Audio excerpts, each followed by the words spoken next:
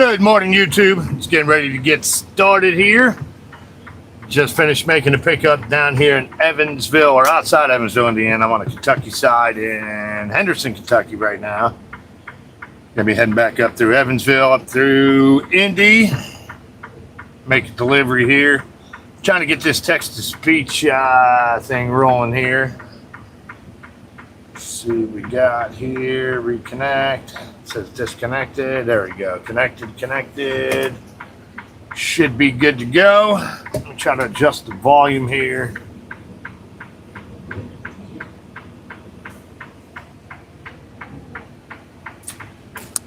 So I just delivered a load down here. Picked up a load from the same place I delivered to. They have not sent me my next trip info yet, even though I know what it is, and I'm hooked up to the trailer. I was trying to hang out a little bit so they can send me that so I can do my computer work on it, but I'm probably not gonna hang out any longer than necessary here. So, all right, let's just go ahead and hit the road here.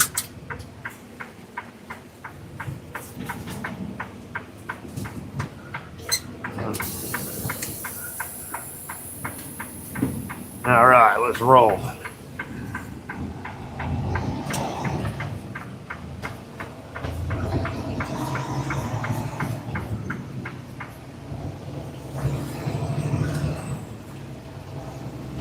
Good morning. If you're just joining in, welcome to the live stream. Gonna try to run with you guys for a couple hours this morning. I am fairly certain the signal's gonna end long before I want my live stream to end, so possible we only got this going for 30-40 minutes right now. If it does cut out early, I will try to come back on this afternoon and do another one, but we're gonna roll with it and see what happens here. So just leaving a shipper right now. Actually delivered a load and picked up a load at the same place here. Down in Henderson, Kentucky right now. We'll be coming up through Evansville, Indiana, up through Indianapolis. Got to make a delivery north of Indianapolis.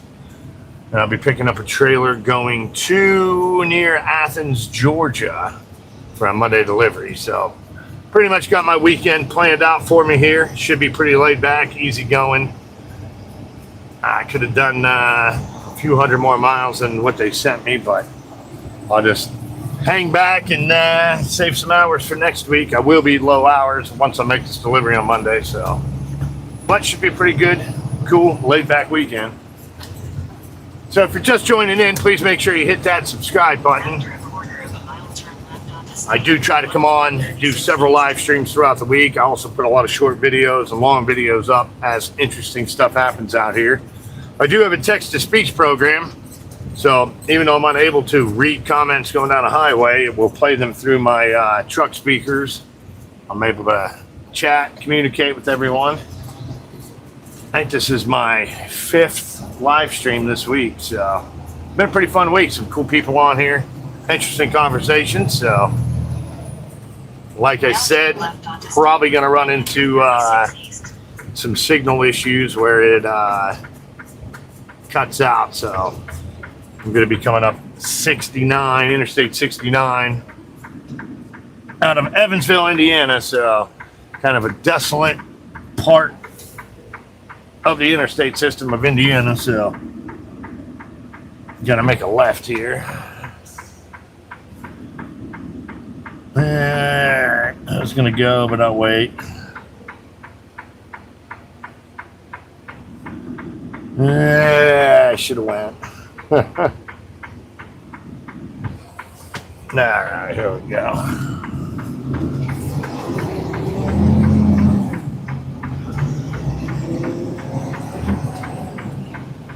After 3/4 of a mile, turn right.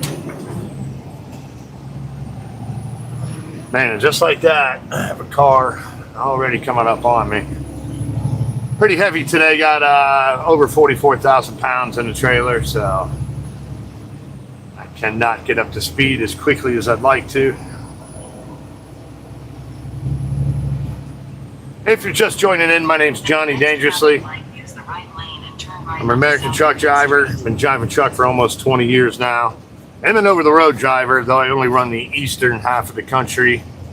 presently. I'm hoping to switch jobs in a couple months here and run all 48 states again. So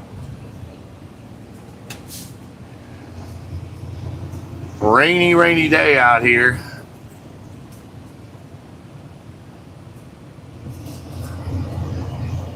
Ooh, I need to have some lightning. Hopefully I'm not having connection issues already. That's gonna suck. Do expect the signal to be pretty rough on this live stream, so I apologize.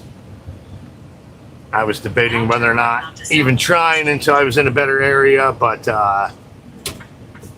figured I'd give it a shot and see what happens here. It's possible this only runs for a good 20-30 minutes before I lose the signal. If that happens, I'll come back on this afternoon for a little while. Do plan on coming on tomorrow as well. At some point, probably late morning-ish, late morning-ish.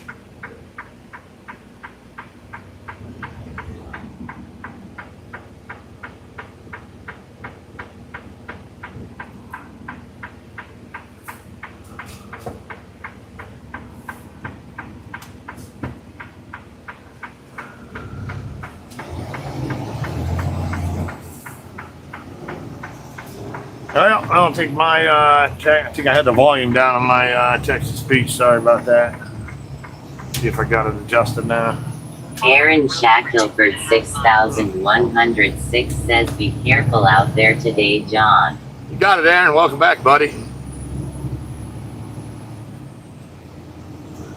I see Betty's on here too. Hi, Betty. Hello, Arizona. So just made a pickup down here in Henderson, Kentucky. Says it rained here in Sydney too today. Yeah, I think it's just raining everywhere right now. It was a pretty rainy day yesterday.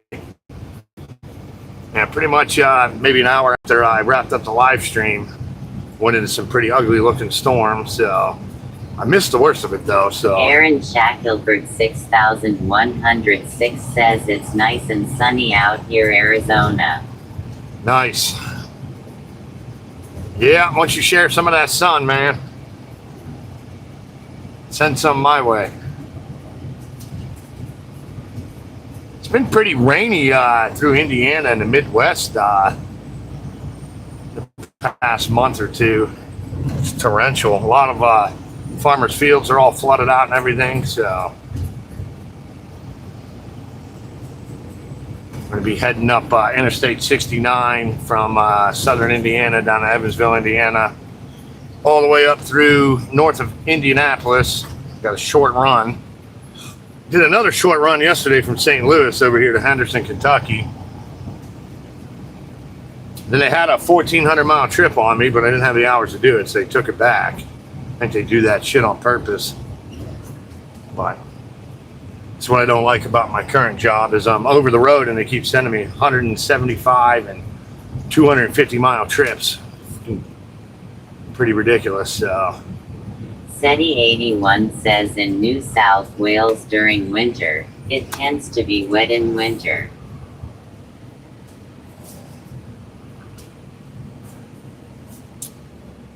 how cold does it get in the winter there? Does it go below freezing? Get a lot of snow and ice, or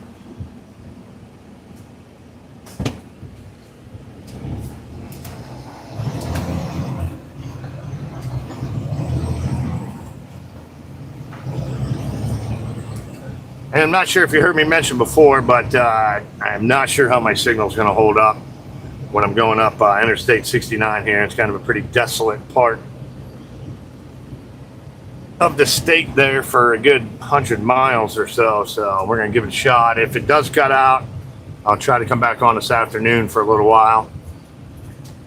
SETI81 says only in certain parts. It doesn't snow in Sydney.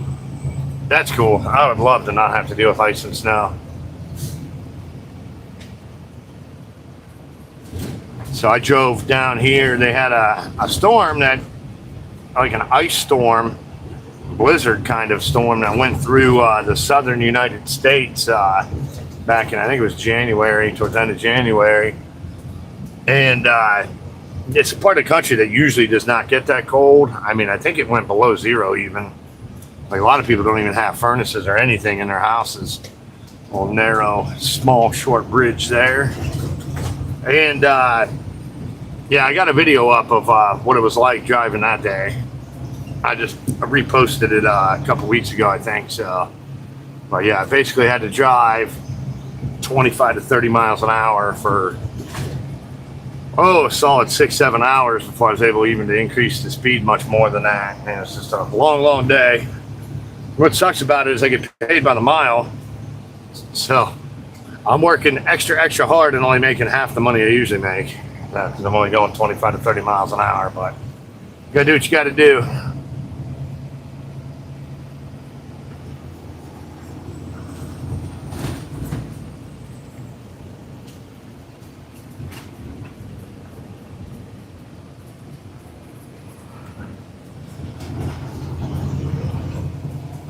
Seti81 says we tend to see those stories on the news.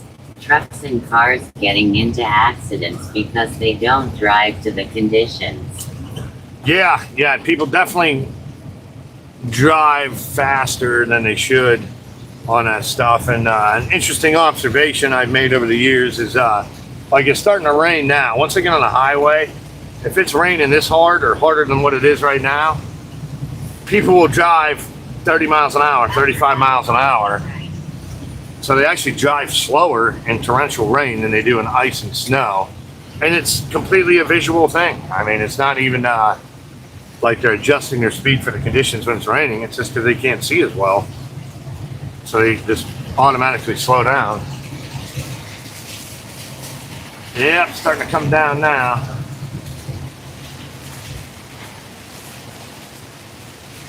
Aaron Shackelford 6106 says got to move to Phoenix, Arizona, Maricopa County to get no snow. Ah, Maricopa. Sheriff Joe Arpaio, I remember him. He was always in the news. Happy right towards Evansville. Man, got some ponding water already out here. Evansville.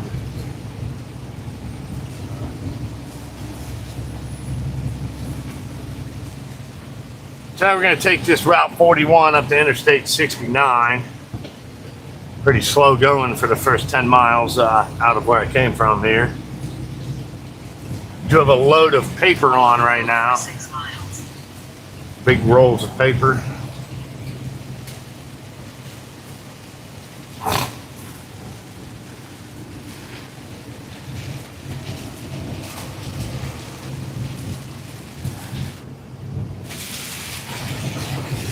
So the best winter driving advice I can give, whether you're driving a car or a truck, is stay away from the pack. Just kind of get out by yourself somewhere. Don't be grouped up in big chunks of traffic, because it doesn't matter how good of a driver you are, you're going to be surrounded by people who can't drive worth a crap. So if you stay away from everyone else, even if you lose control, it's only going to affect you. 6106 says he hasn't been sheriff a good 7 years, 8 years. Yeah, I know he retired. I think they tried to send him to prison or something. He got some kind of pardon, if I remember right. I always liked that guy, so.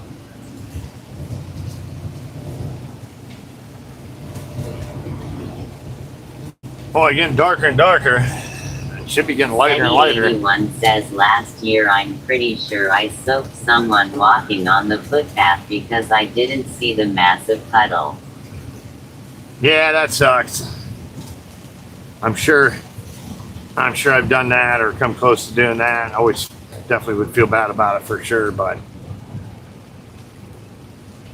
shit happens.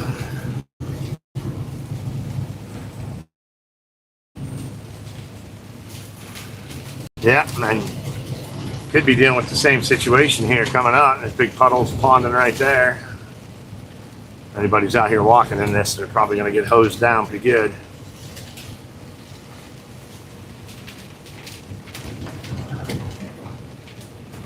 So they had some bad storms come through last night, but literally 81 says, yeah, missed I me. felt bad, but now it makes me laugh. Yeah, it is kind of funny. Man, big water on the side of the road here. Whoop.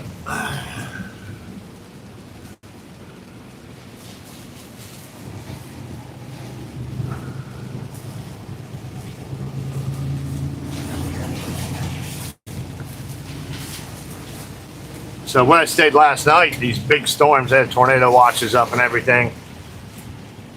It's like carved a path right around me. It was pretty weird. Got a little bit of rain where I was at. That was about it. But I had some pretty severe storms all around me.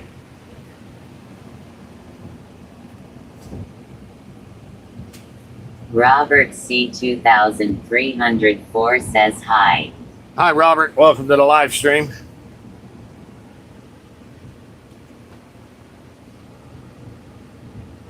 Lots of traffic lights through here. Seems like they got them all timed wrong to get every one of them red, but I might not be very objective about that. It might just seem like I get them all red. But the light's been no, we don't have a green light yet. Badly timed lights too, just longer than they should be.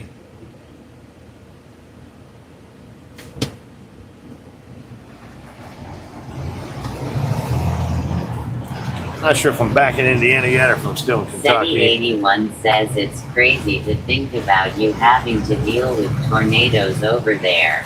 We've never really had them. Oh, wow. Yeah, they have parts of the country on Oklahoma and Missouri that are called Tornado Alley. And they get them quite often, but because of climate change, it's kind of changing the weather pattern. So a lot of tornadoes are ending up in a lot of places that usually don't get them. So, wow, look how flooded these roads are getting out here.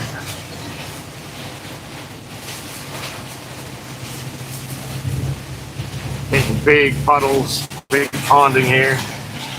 Pretty heavy, so I don't have to worry about hydroplaning. 2304 says I never even seen a tornado. Oh, wow, yeah. I almost got to see one yesterday. I thought for sure one was going to drop out of the sky and go up. Yesterday evening. 81 says yes. I heard about Tornado Alley.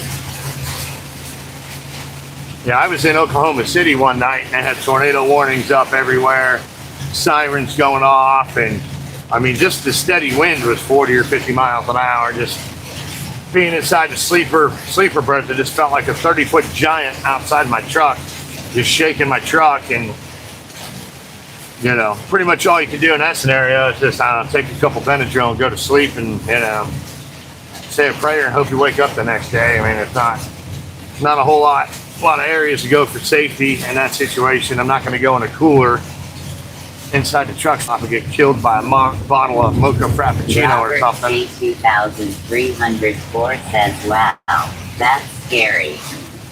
Yeah, you get used to it after a while. Man, big water out here. I don't really have to worry about hydroplaning or anything. I'm really, really heavy. But I do have to worry about cars hydroplaning out of control. It's another safety note here. If you're driving a car, or even a truck for that matter, you should never use your cruise control when it's raining out, period, let alone when it's torrential like this. If you spin out and hydroplane with your cruise control on, a lot of times it's going to keep those wheels spinning while you're spinning out of control, and you know, you're going to hit a bunch more stuff than you would have otherwise, more than likely. So don't use your cruise control when it's raining or in the ice or snow.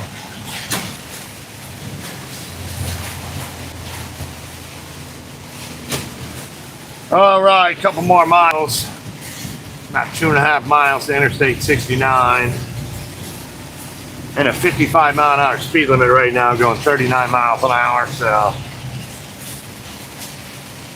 Teddy81 says, good to know. Thank you. all right, welcome. So just trying to keep good following distance here. Give yourself a lot of room, a lot of outs. Not overly concerned. The biggest concern would just be cars hitting a puddle, hydroplaning, ponding water. So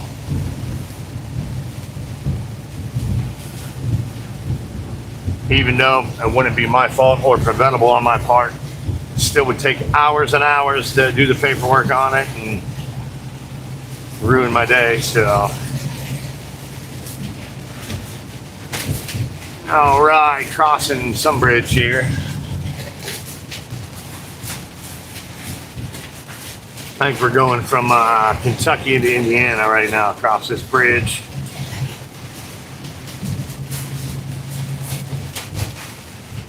34 miles an hour right now. Robert C. 2304 says there's more people I would think on the road right now. Yeah, it's pretty, a little bit busy out here. It's Saturday morning, Central Time, so we're, it's about 8:40 a.m.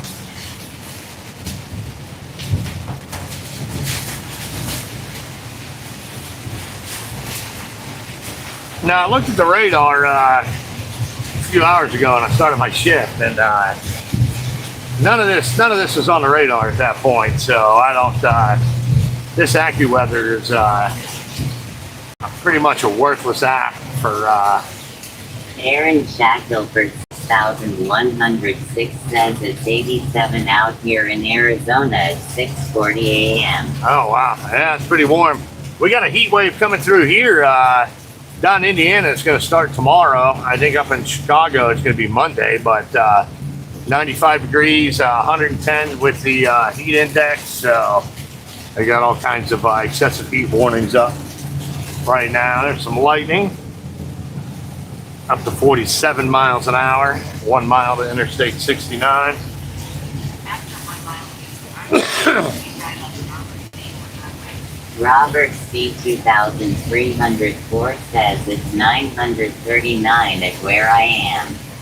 Aaron Shackelford 6106 says it's supposed to get over 110 here in Arizona, heat advisory all day. Wow.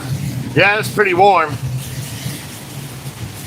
So I've been out that way. I remember this is probably close to 15 years ago now, but I was out in right on the border in Havasu, Lake Havasu, getting some fuel.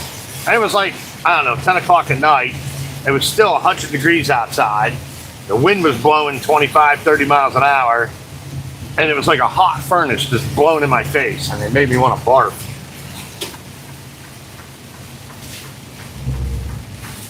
All right, we'll pick up 69 north here. I have a joke where I was in Palm Springs, California, and it was like 115 degrees outside. 11:40 p.m. Saturday night in Sydney, Australia. Oh, cool. Yeah, I was in Palm Springs. It was like 115 degrees out. I went to take a shower, and I actually ran out of cold water.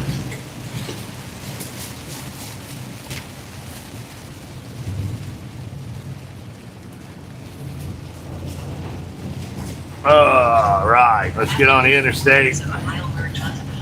We're gonna have, I think they still got some construction up here through Evansville, so they got a stupid 45-mile-an-hour speed limit, I think, for a lot of it. And I can't go more than 5 over the speed limit without getting in trouble, so gonna be slow going for another 10 miles here, probably. Robert C. 2304 says that's annoying. Yep. Where you at, Robert? You're on the Eastern Time Zone.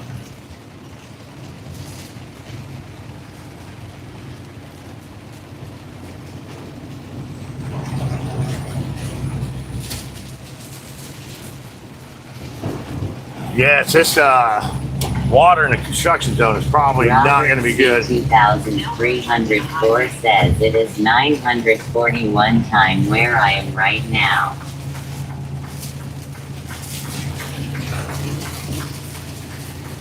So these construction zones usually don't have good drainage. So there's going to be lots of ponding water, lots of big puddles. And that's gonna create an issue for cars that try to speed through here. Narrow lanes. Aaron Shackelford 6106 says I've been out in Arizona for 15 years, moved out here from Michigan. Oh, nice. SETI81 says you're one of my favorite YouTubers. Ah, I cool. love Thanks, the Betty. truck driving. Thank you. Appreciate that. It's great to have you on here. I love chatting with other drivers.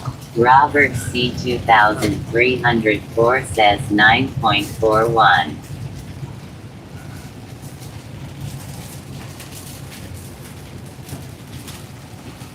All right, just got some kind of national weather alert here. Let's see what they're saying here. Flash flood warning in effect for this area until 12:45 Central Daylight Time. Dangerous and threatening situation. Do not attempt to travel unless you are Johnny Dangerously. Good, I'm good to go.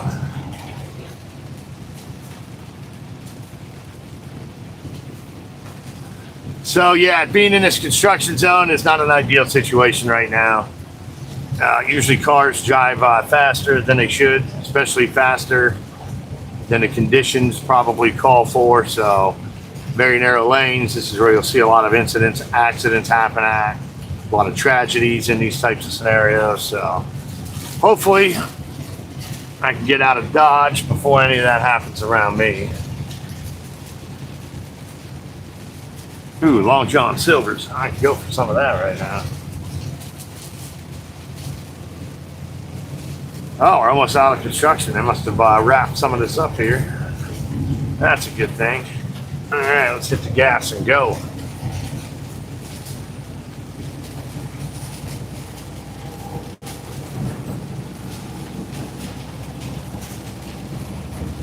So while I can move full speed,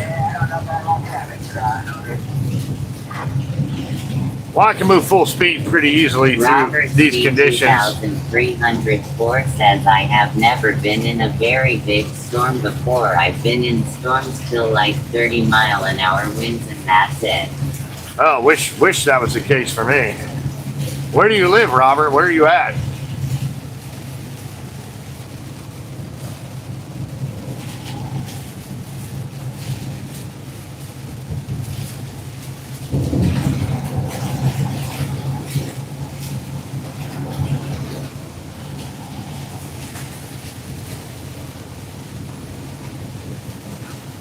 Well, I don't know if you can see the water that the semi in front of me is spraying. He's hitting some big puddles and ponding water up there. I don't like this cars behind him. Going a little slow. Let's see. 59 miles an hour. 60-mile-an-hour speed limit. I'm going to hang back here. The highest speed limit for trucks in Indiana is 65 miles an hour, so. Robert C 2304 says Arizona. Oh, Robert, you're in Arizona too. That's cool.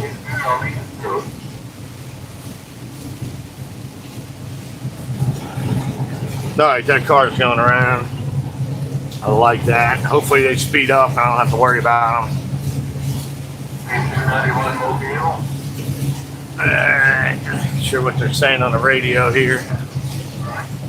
I have a pretty cheap CB. I do like to run a CB though to know what's going on around me. Shackelford 6106 says your screen just went black, John, to let you know. Oh, thanks, Aaron. Probably going to be in a rough signal area. I was kind of worried about that. Not sure if it's going to resolve. If it does disconnect, I will try to come back on this afternoon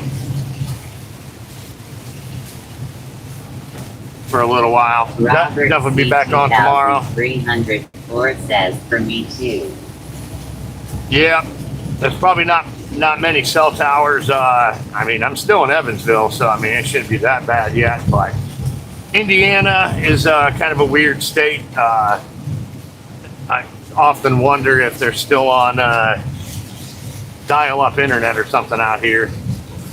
I think the state of Indiana literally hates people. They hate their residents. 81 says that trip up to Queensland I took with my partner in January had me on edge with how hard the rain was coming down. Rusty_Dusty YT says hi. Aaron Shackelford 6106 says, never mind, I just came back on John, your screen did. Oh, nice. Good deal. Thanks for the update on that. Hi, Rusty. Welcome to the live stream. Betty, did you say Cleveland, Ohio? Like Cleveland? Or is it different Cleveland?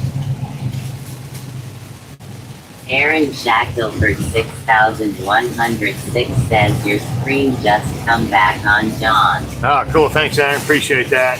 Hopefully, it'll stick around for a while. I am expecting to have major signal issues at some point. Maybe, just maybe, it'll hang on. 81 says, Queensland, Australia. Oh, okay. Robert C 2304 says, my screen is not black too. All right. Rusty_Dusty YT says, hi everyone. Hey, got some lightning. Hopefully this is the back end of the storm. We're going to be popping out of this. I can't really afford to SETI 81 drive slower. says, hi Rusty. Robert C 2304 says, hi. Hey, and if you're just joining in, please make sure you hit that subscribe button.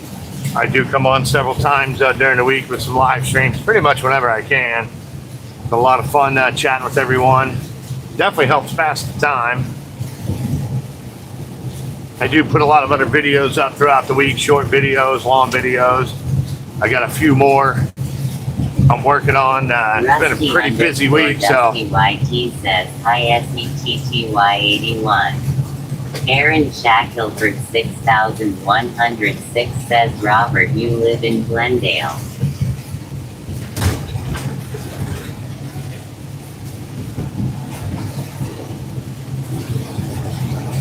All right, it looks like the skies are getting a little brighter ahead of me. Let's get Aaron out of the way Shackelford here. 6106 says, Glendale, Arizona.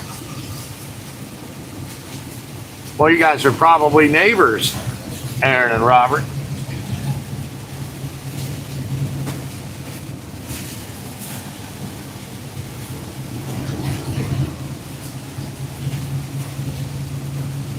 All right, hopefully this is some light at the end of the tunnel here and we'll get out of this rain. I'm burning through my hours quicker than I wanted to this week. I had to turn down a big trip. I didn't have enough hours to cover it. I always work a recap when I can. I lost a lot of time in traffic this week, and I try so hard to schedule and plot my course around peak times and to not do that, but I was not successful this week. Lost a good 2.5 hours. That's 2.5 hours I leave on the table I can't monetize. And I might have to take a restart, take 34 hours off to reset my hours because of it, so.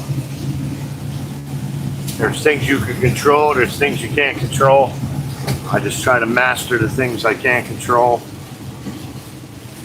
Leaves me in a good position for the ones that I can't, but sometimes you eat crow, and that's all there is to it.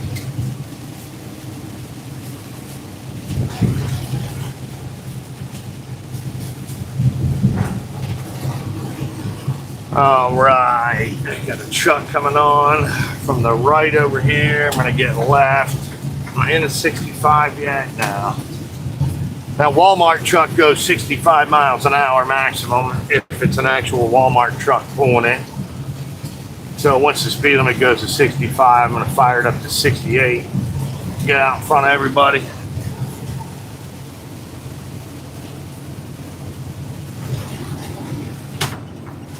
All right, get back over.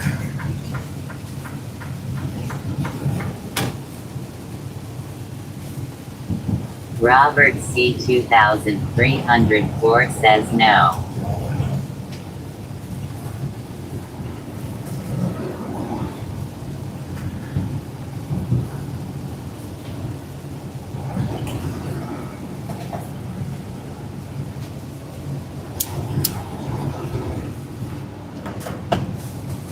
Hey, just another heads up, if this signal does cut out,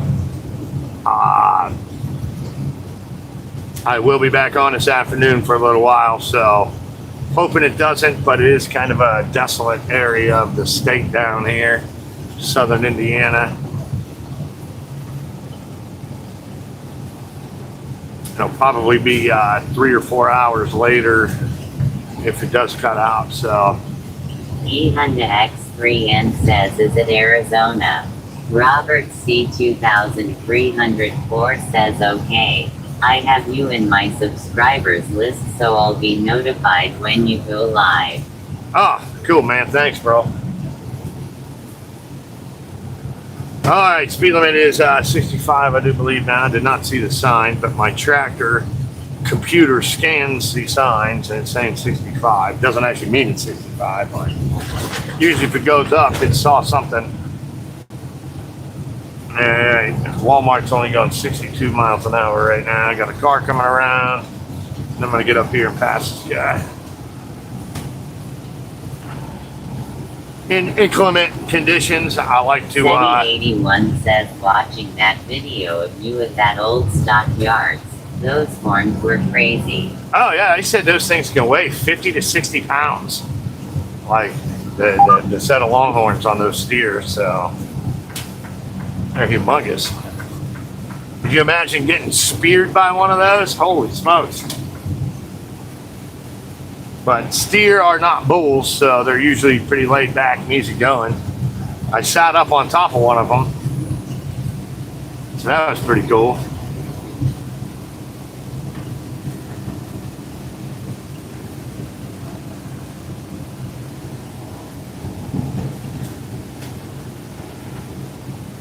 So my last delivery I just made, I just delivered and picked up from the same place. They did not send me my dispatch on my workflow on my ELD, electronic logging device, so they still have not sent it, so I'm just not going to sit there and wait for an hour. Shackelford 6106 says, Dodge SUV went flying by you. Yep. Yeah, I want to get out in front of this Walmart. I'm hoping the cars will speed up and I'll be off by myself with no one else around me. That's the preferred, my preferred strategy when the weather's not great, is to stay away from all drivers, bad drivers, any driver. And, you know, it doesn't matter how good of a driver you are, how good of a driver I am. Bad shit can happen out of nowhere at any given point. Don't think you're too good that nothing's going to happen to you. 2304 says, I get it, cause some people think when it's raining when they're driving it's like the end of the world.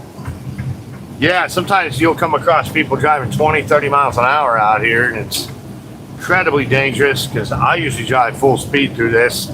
Doesn't faze me at all. But that would fall in the category of expect the expected. You know, so when it gets into torrential downpours, I'm expecting cars to be going slow. So I'm going to have to slow down if I'm in a metro area.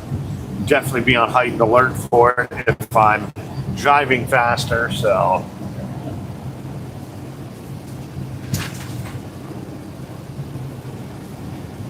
well, as I was saying, it doesn't matter how good your skills are, how great of a driver you are. It can all go bad in one hot second. As a matter of fact, there's a video from a few months ago when I was going through St. Louis and I got caught off guard, and it was almost bad. I'll repost that later this afternoon.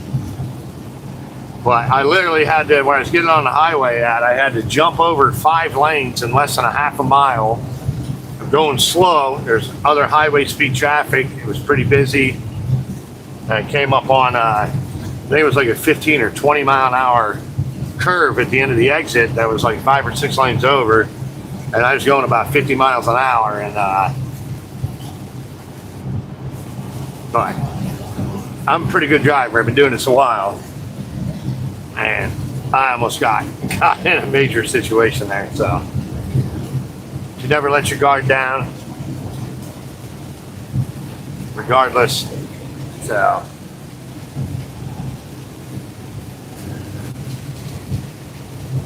well, hoping to come out of this rain at some point.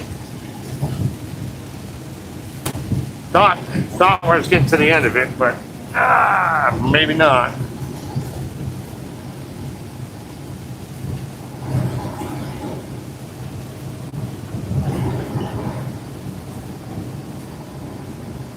Robert C. 2304 says, yeah, it looks pretty bad.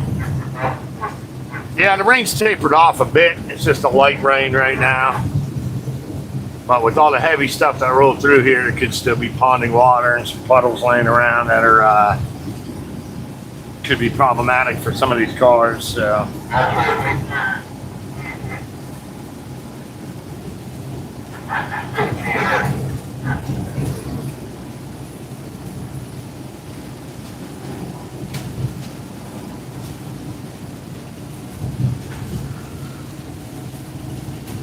I am up to 67 miles an hour right now, so.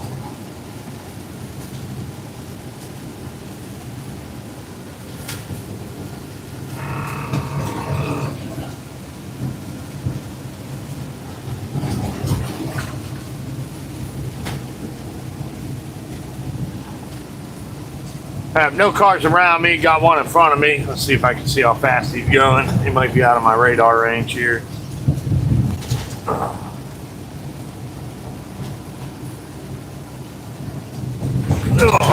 Bumpy roads. Well, I think the car in front of me is going slower than me. I can just visually see that. So this is probably the area where if I have issues with my signal, it's probably going to start. So got my fingers crossed that it might hang on.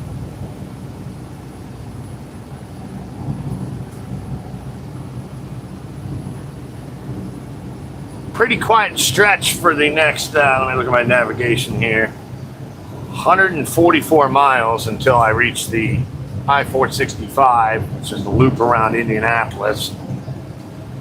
So pretty desolate for a good 100 miles of this. Should be pretty quiet traffic-wise out here.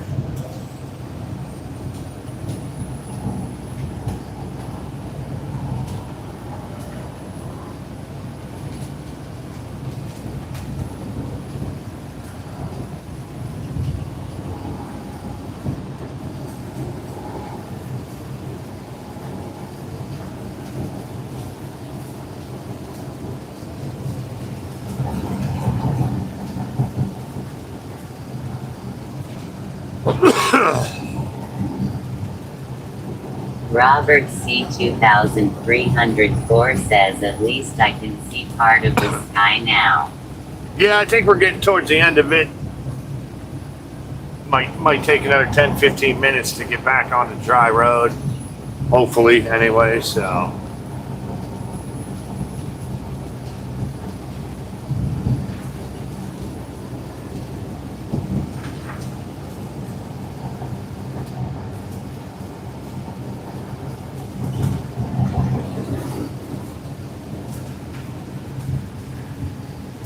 Aaron Shackelford 6106 says, looks like the rain is never going to end with all those dark clouds. Yeah, it lightened up a bunch from where it was, so I'm optimistic that we're getting to the end of it, but doesn't mean that we are, though. Could run right into another one or something, so.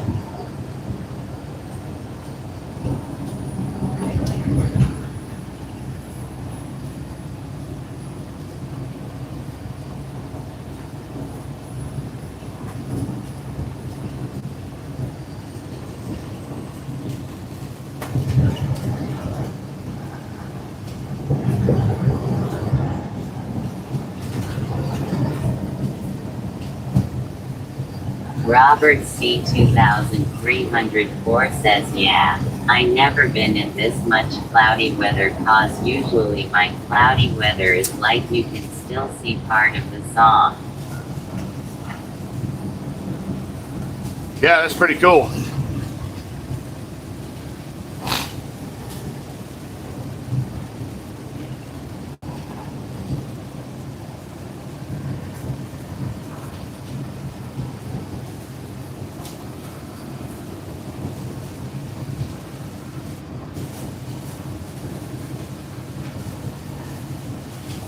Yeah, the only bad part about this stretch of road I'm on right now is there's not very many, there's no rest areas between here and Indianapolis.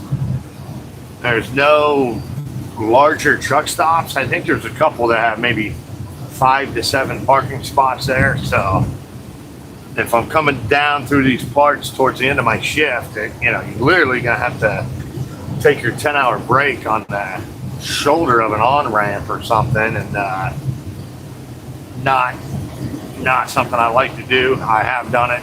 Probably will do it again in the future, but there's no restrooms around when you do that, so not a big fan of that. So, but they've had this stretch, a relatively newer stretch of interstate here, but it's been around for probably at least 10 years. I would have figured they would have built some kind of big truck stop or at least a rest area along this way, but I am in the state of Indiana, so I do pick on Indiana a lot because their government sucks. They're horrible. I am absolutely convinced they hate people. They hate their residents. I mean, their roads are miserable. Driving on Indiana roads has probably taken at least 5 years off of my driving career. Some of these bumps I hit, I wonder if I got a concussion from it. I do have some other videos up from Indiana. Some of them are pretty funny. Crossing over from Ohio to Indiana was a good video. That's in the video section, not the short section if you go to look for it. A couple months ago.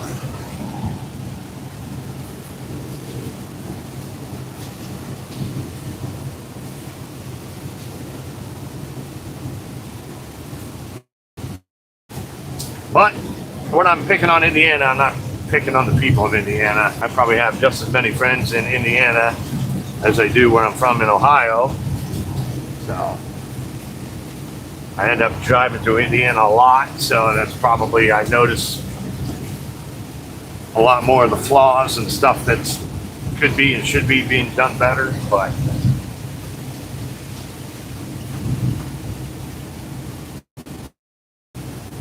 I love hanging out here.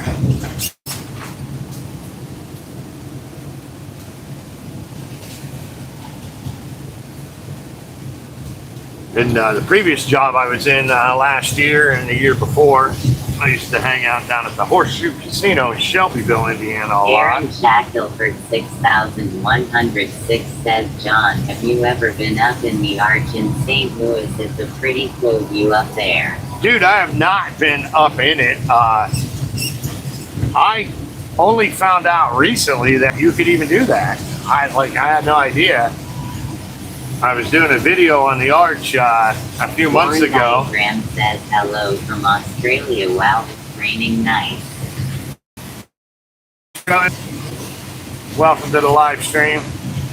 Yeah, so I was doing some research on the Arch because I was always kind of like, what's the big deal about the Arch? I mean, it's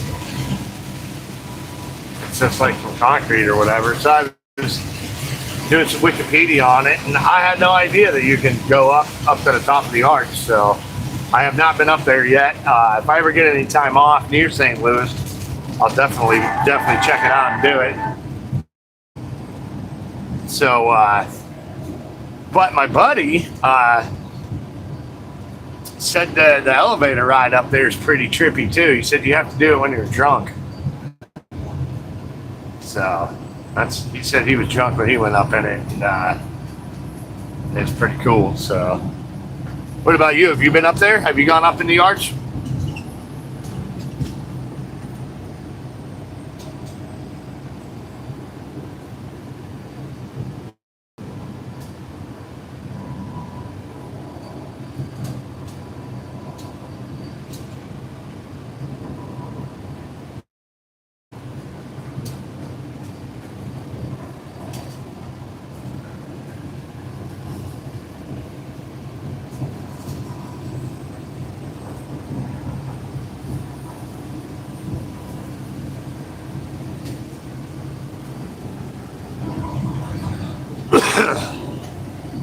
Uh-oh. Might be having some signal issues here.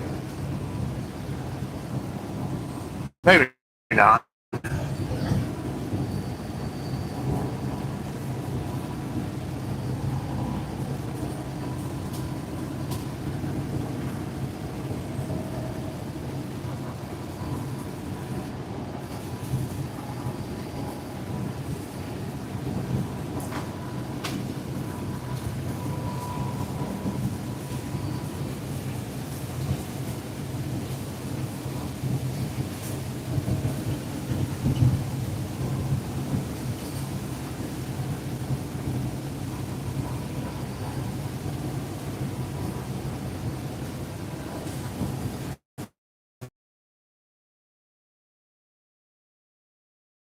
Well, here comes the rain again. Here comes the rain again.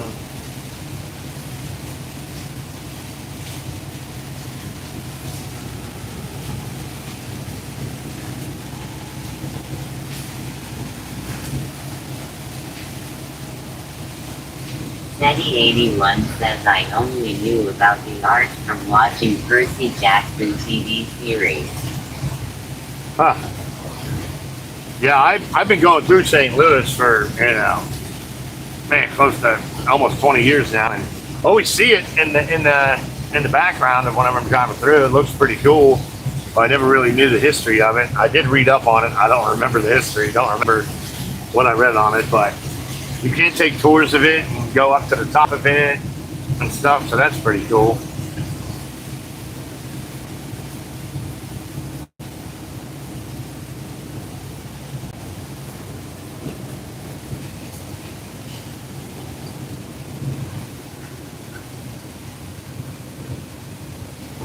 Well, I can see the clouds and the little rain clouds moving over.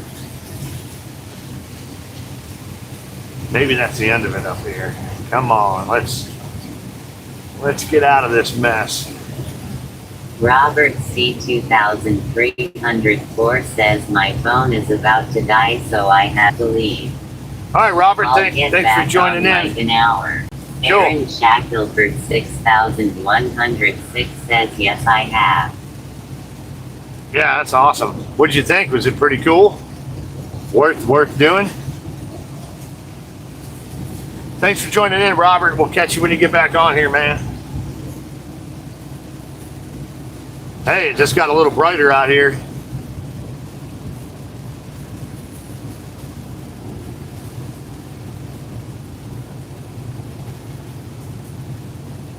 Maybe this is the end of it. Maybe it's going to dry out. Robert C2304 says okay, bye.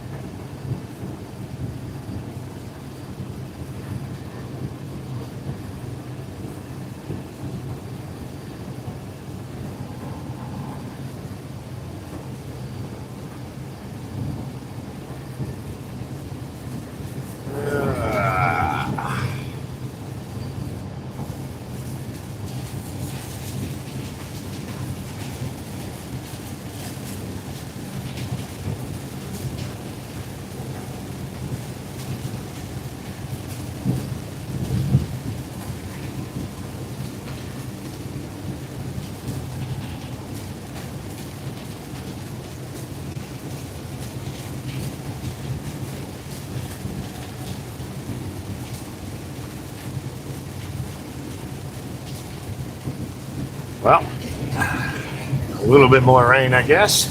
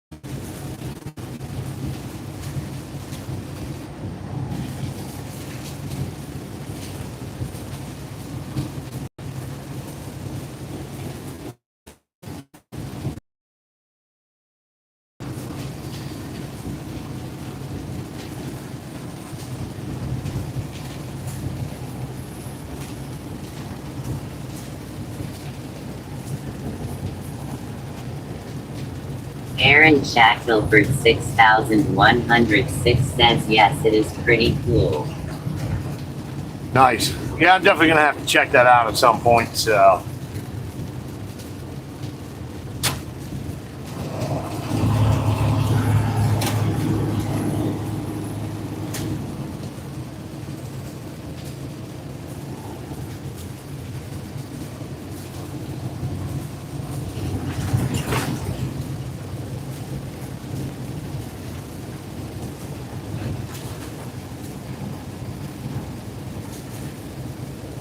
SETI81 says my partner works for an electrical company. He just got called into work. I'll Oh, wow. come back if you're still on. Sounds good, Betty. We'll talk to you soon.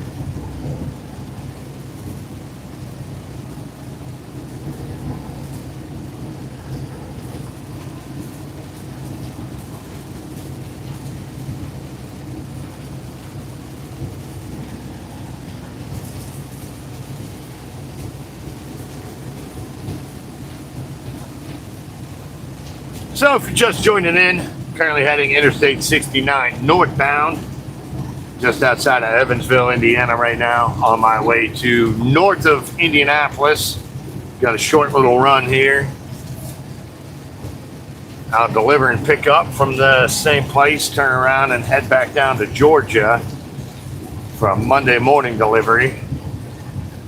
It's only going to be about, I think that's 650 miles from where I'm picking it up at. So, well, we got about 850 miles left to do between today and tomorrow and the early part of Monday. It's not my appointment. Monday is not until 11 a.m., so I'll probably save some miles. I like to start my shift about 3 or 4 in the morning so I can be done by 5 or 6 p.m. at night and not have to fight for a parking spot or pay for a parking spot.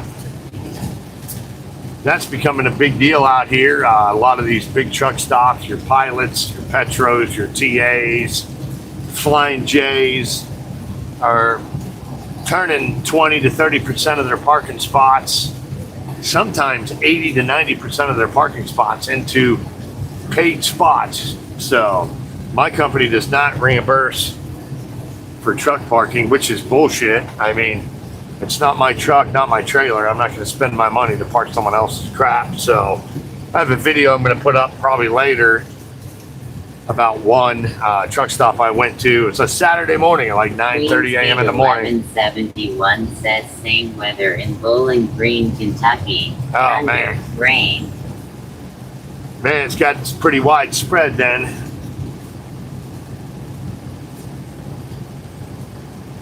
Yep, getting a lot of crazy weather out in the Midwest here. A lot of rain, a lot of farmers' fields are flooded out. Not good. But yes, I pulled into this truck stop. I was down in Fort Worth, Texas, 9:30 a.m. on a Saturday morning, and literally 80 to 90% of their parking spots were all paid. All the spots that were free were completely taken up. So I just took off. I won't pay to park someone else's truck.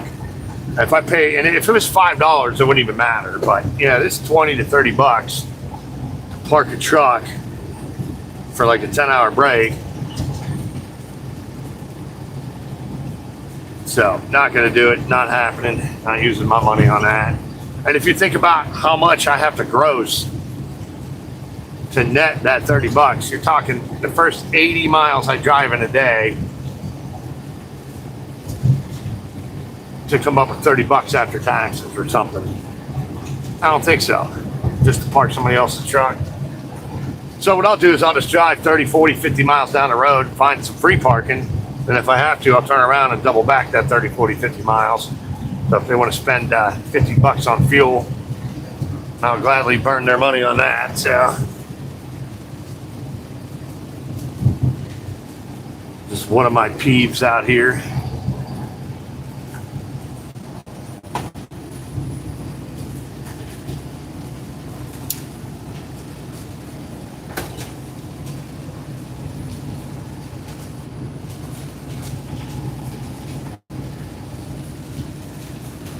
Well, I'm pretty impressed I still have a signal at this point, so not certain if it's going to last or not, but we're going to keep rolling and see what happens here.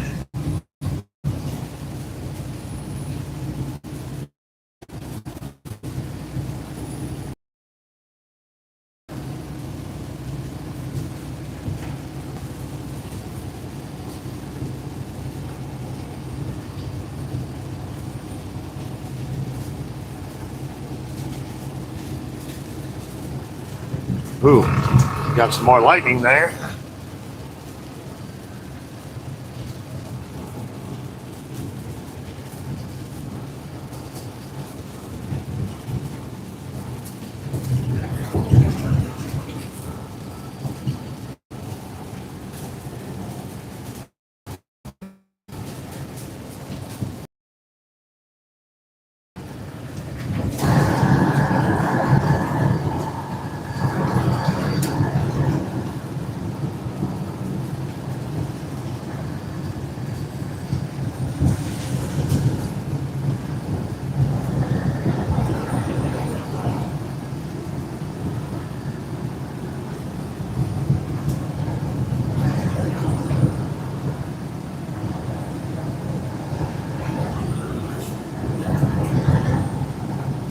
Aaron Shackelford 6106 says, I love watching lightning storms, get some pretty wicked ones out here in Arizona. Oh, I bet. Right lane closed ahead.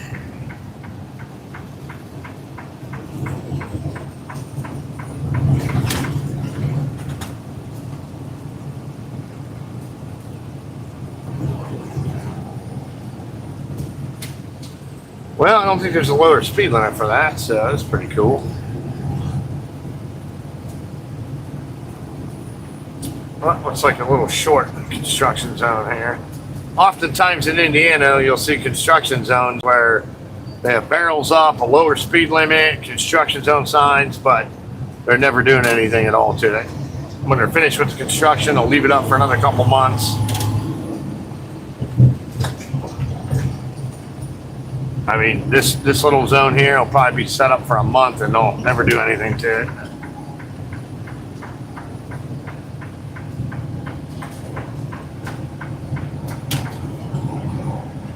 I got that same pickup truck behind me that's been back there for a good 20 miles now. Hopefully it comes around.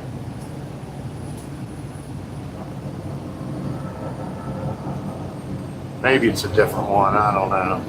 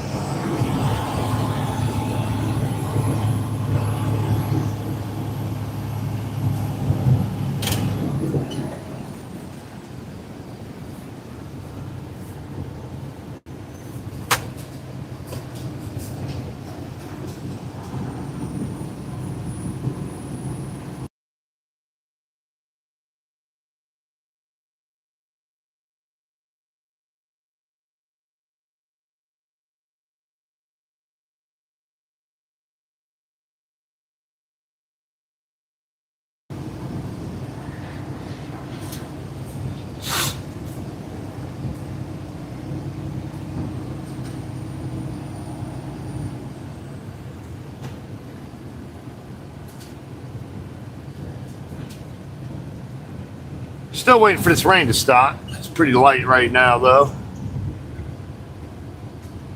If you're just joining in, please make sure you hit that subscribe button.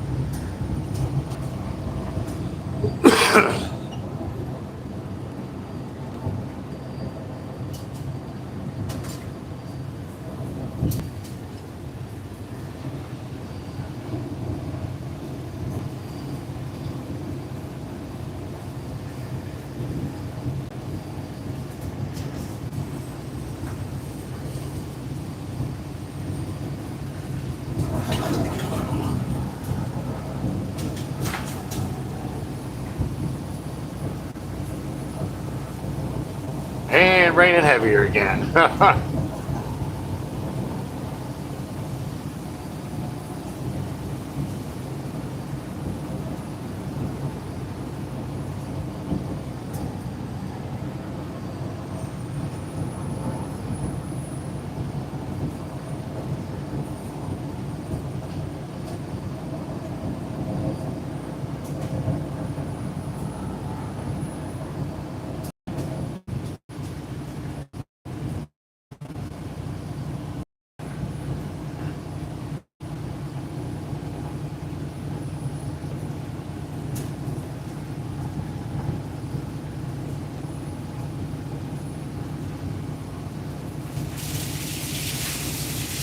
Oh, yeah.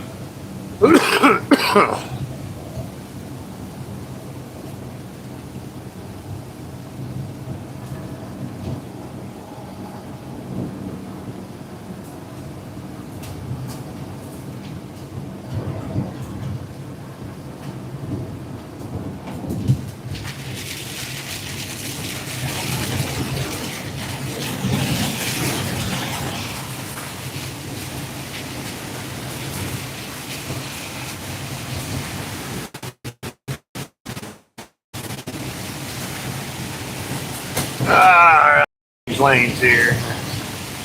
Do not like brake lights when it's raining this.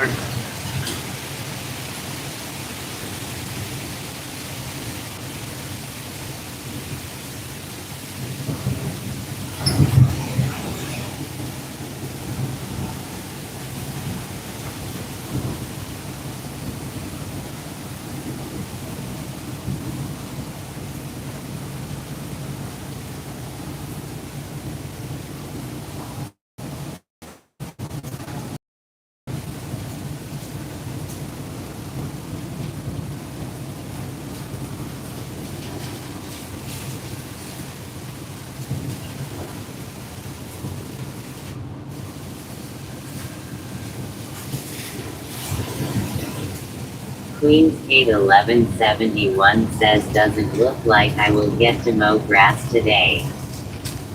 Yeah, it might not even be dry enough tomorrow.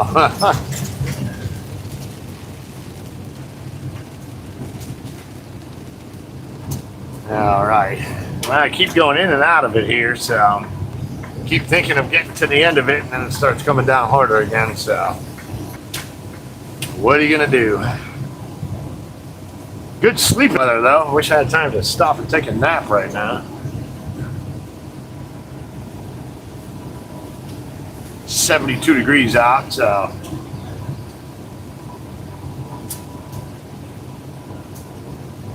I think tomorrow the temperature skyrockets down in these parts. Bowling Green will probably heat up tomorrow as well. Motorcycle underneath the bridge there trying to stay dry. A couple motorcycles. You got the rain gear on.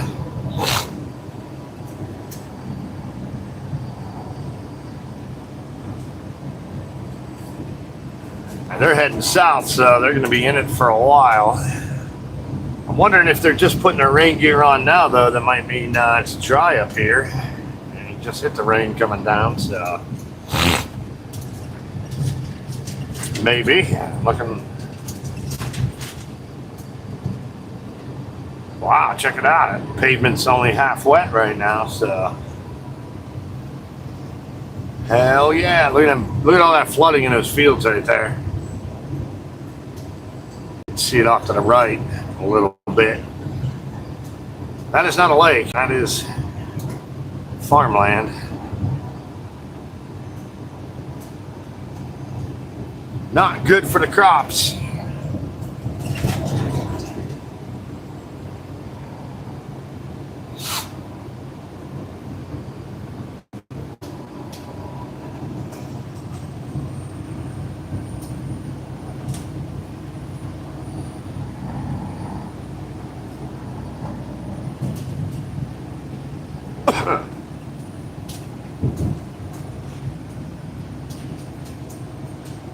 Some more flooded farm field there.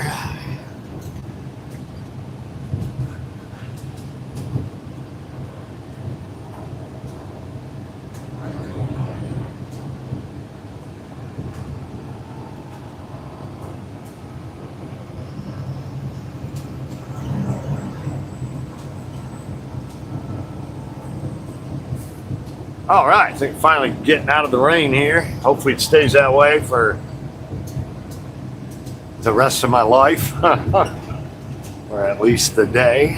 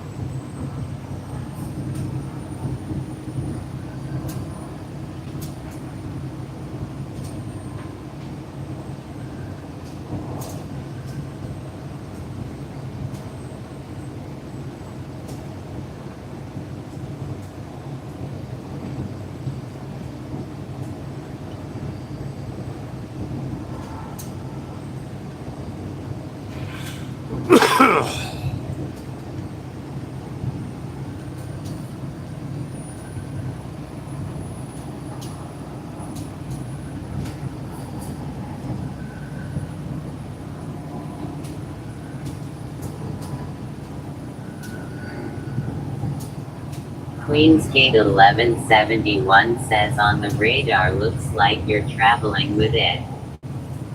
Yeah, I hate when that happens. Hey, thanks for taking a look, though. That's awesome.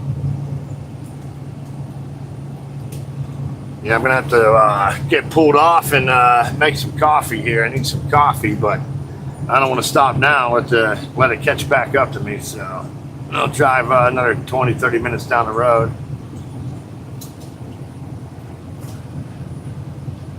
Pretty self-contained in the truck here. Actually, like built into the truck. It's very, very small. So I had my company take the passenger seat out, so I have a bigger refrigerator sitting where the passenger seat would normally be. I usually go to Walmart about once a week, fill it up, try to get some. I mean, I do eat a lot of ultra processed foods, but try to get some lean cuisine, some smart ones, healthy choice meals. I got some other prepared meals.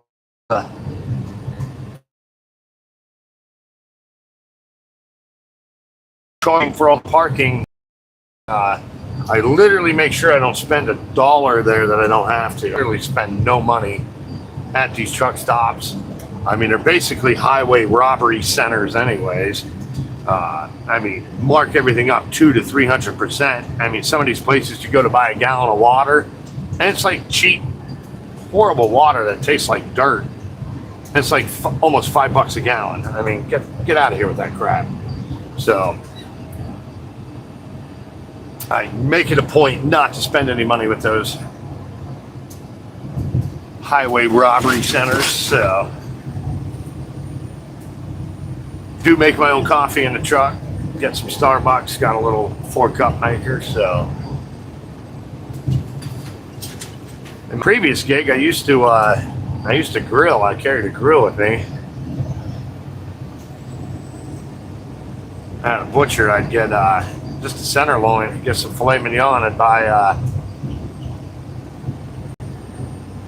the whole strap, the whole center loin, and eat well.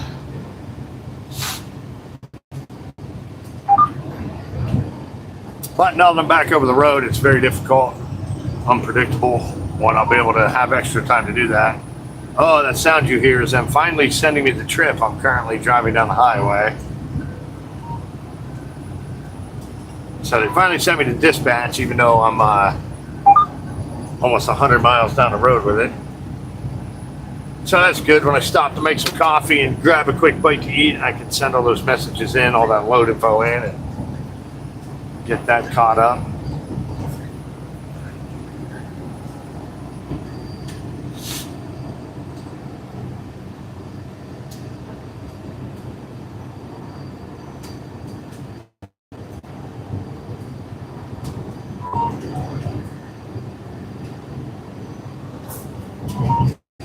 Well, that's a lot of messages. What the hell else are they sending to me? I cannot see these messages going my way. They got the tablet. I have a tablet for my ELD. They have it locked out while the truck is moving, so couldn't look at it if I wanted to.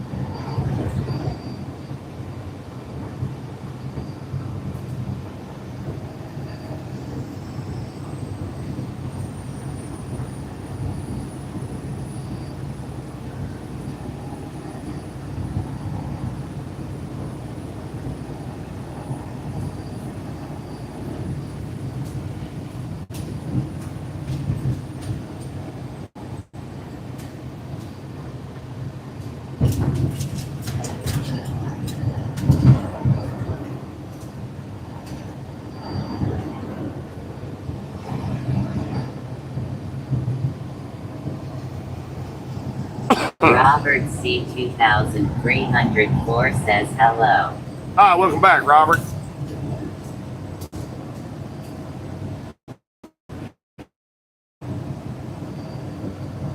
Mostly out of the rain now. 5 minutes or so.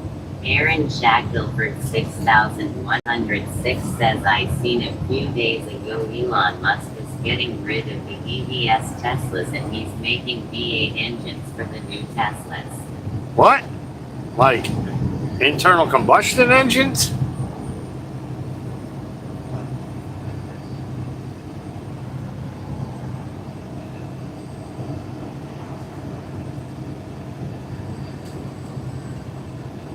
I haven't seen any news on that yet, but that'd be pretty cool. I'm an old muscle car fanatic myself, Robert so C. 2304 says internal combustion what?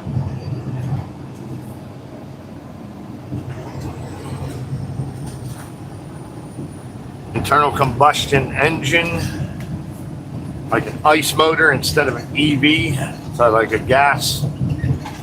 Internal combustion would be gas or diesel. So I'm a big fan of internal combustion. I can't foresee myself personally driving an electric vehicle. I don't have anything against electric vehicles, but I like the horsepower, and electric vehicles are usually quicker than gas operated vehicles, but I love the roar, the sound.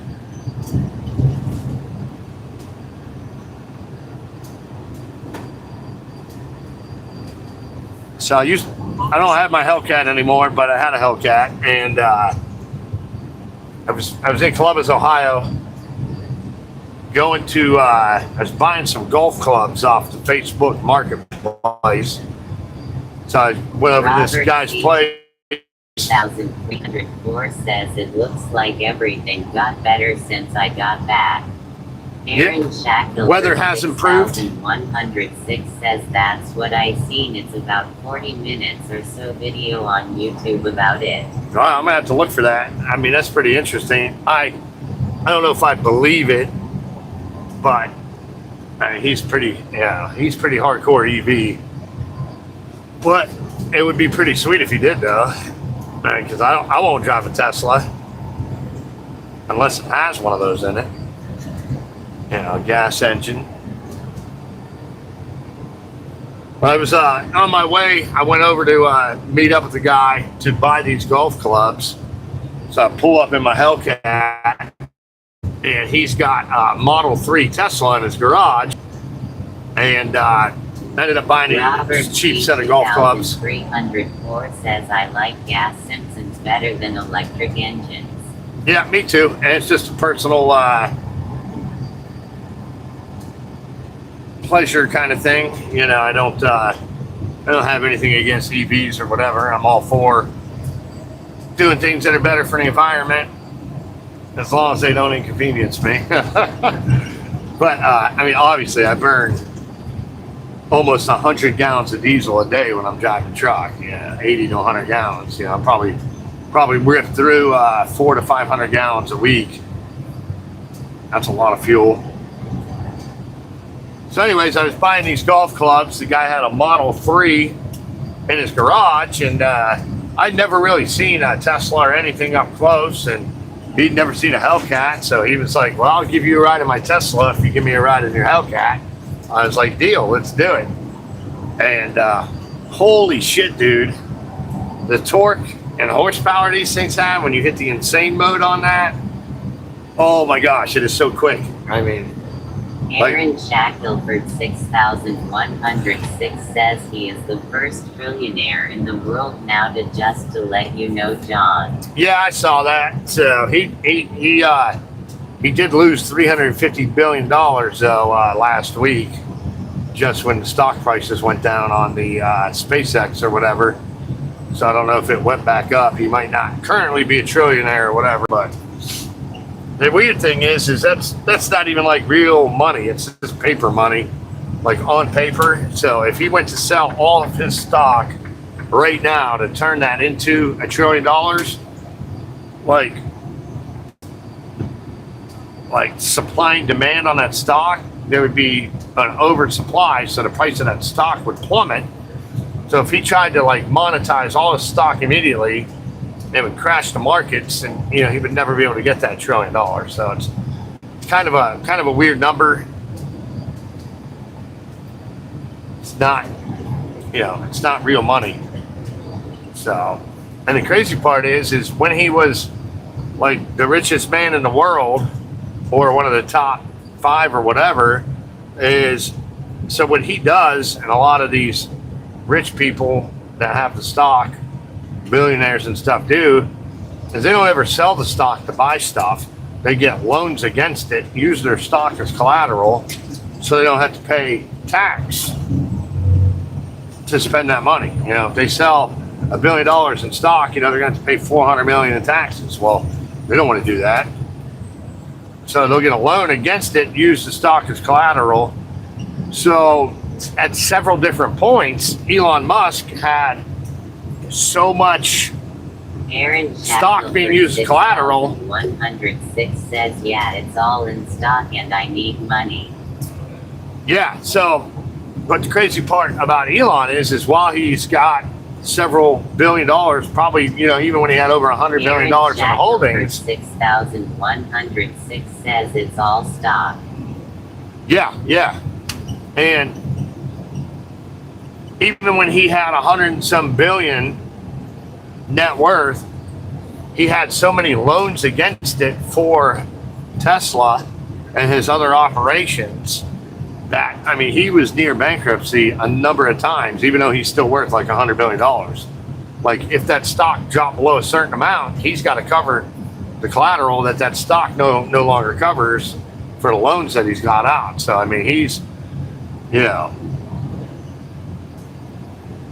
Yeah, I mean, so a lot of these billionaires, it's the same way, you know.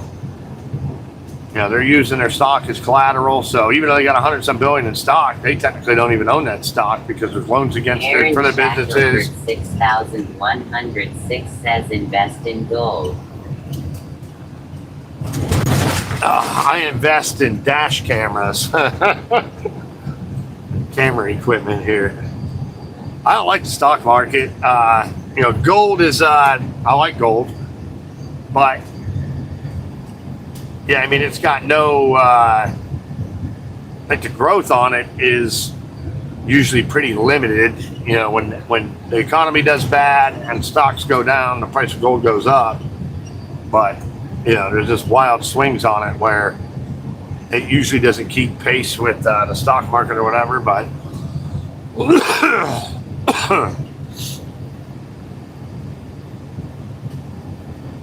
but I'm not super money focused. I mean, if I'm going to come to work, there's a dead deer on the road.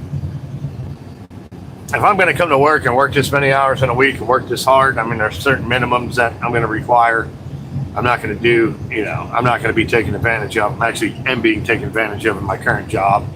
The company I work for sucks. But, Aaron Shackelford 6106 says cause the dollar ain't S ***** no more. yeah, I mean, there's just so many underlying forces between inflation, economy, unemployment that just affects the price of everything, how much the dollar is worth. It's like, you know, I mean, obviously, you probably can't go wrong to invest in stocks and have some stuff, but there's nothing saying it's the value of it's not going to plummet to zero or lose most of it, whatever. But as long as I got enough food to eat and a couple dollars in the bank, you know, I don't really sweat too much. It's just paper with numbers printed on it, so it's a man-made creation anyway. So if the whole world economy completely implodes, I mean, money's not worth anything anyways. Gold will be useful for whatever time period there, but you know, if the economy does crash and there's not enough food, because there's no inventory in this country anymore. Everything is just in time. Nobody keeps warehouses full of months and months worth of food and supplies. No companies do that. You know, they don't want to tie up any working capital that they don't have to. So, but like when COVID hit and the shelves went empty quick, well, that's because, you know, they don't make this stuff. This stuff isn't even being produced more than a week or two in advance of when it's going to be needed or sold. So if the world economy implodes, you know, there's not going to be any food or anything. Anyways, many people will perish. Gold isn't going to do you much good. You might as well just have, you know, guns and bullets. That's what's going to be important at that point. So, because if you have gold and you have food and you don't have any guns, the people with the guns are just going to come take all your gold and take all your food anyway. So,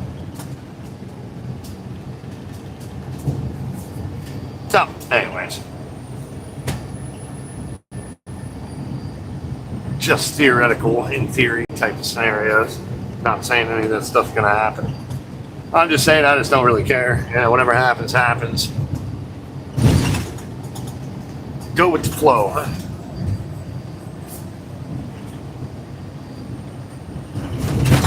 Oh, big bump.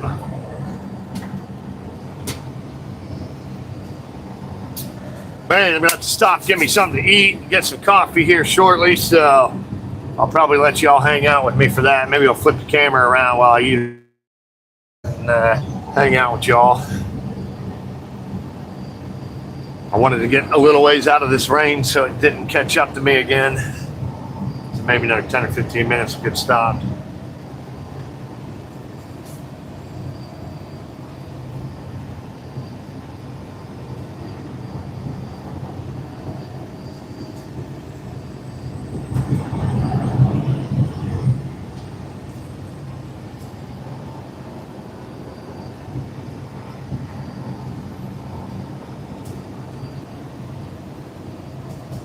I am completely surprised that my signal's still working right now.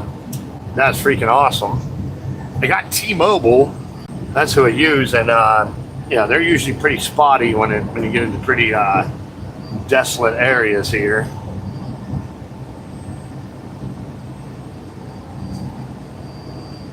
You should see my data for the month. I forget exactly. I think it was 496 gigabytes of data I've used this month so far. 75 hours on my phone.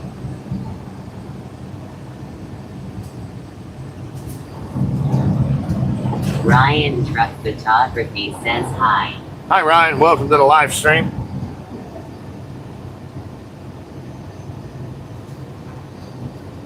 All right, so the next exit's 11 miles. 106 says that's what I do to go with flow.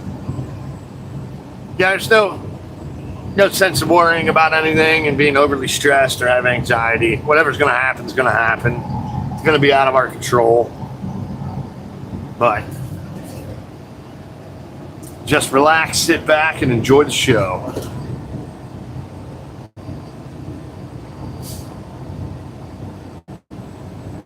If I sense some impending doom coming, I'll go spend $100 on a truckload of ramen noodles or something. I got some shit gets scarce, but other than that, I really don't care. As long as I got food and coffee, everything will be all right.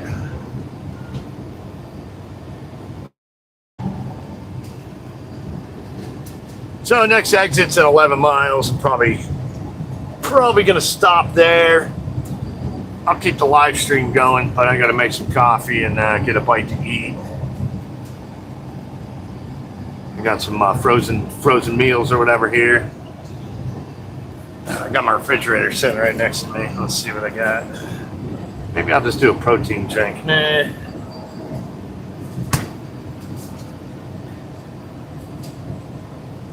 I have a ham, egg, and cheese, little breakfast TV dinner thing. So I'm gonna heat that up, throw some mango peach salsa on it. It sounds pretty good.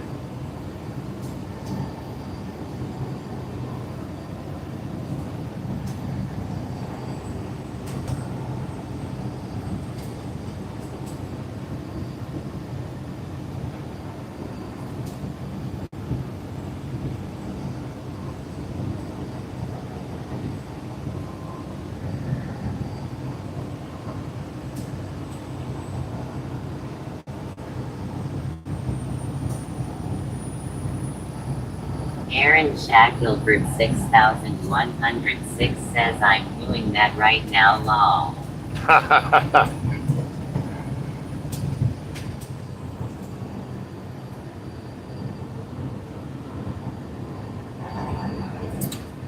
See where we're at here. Got about 84 miles until we hit Interstate 465. I'm gonna go around Indianapolis, I think. They got some construction downtown there that cuts it down to one lane, and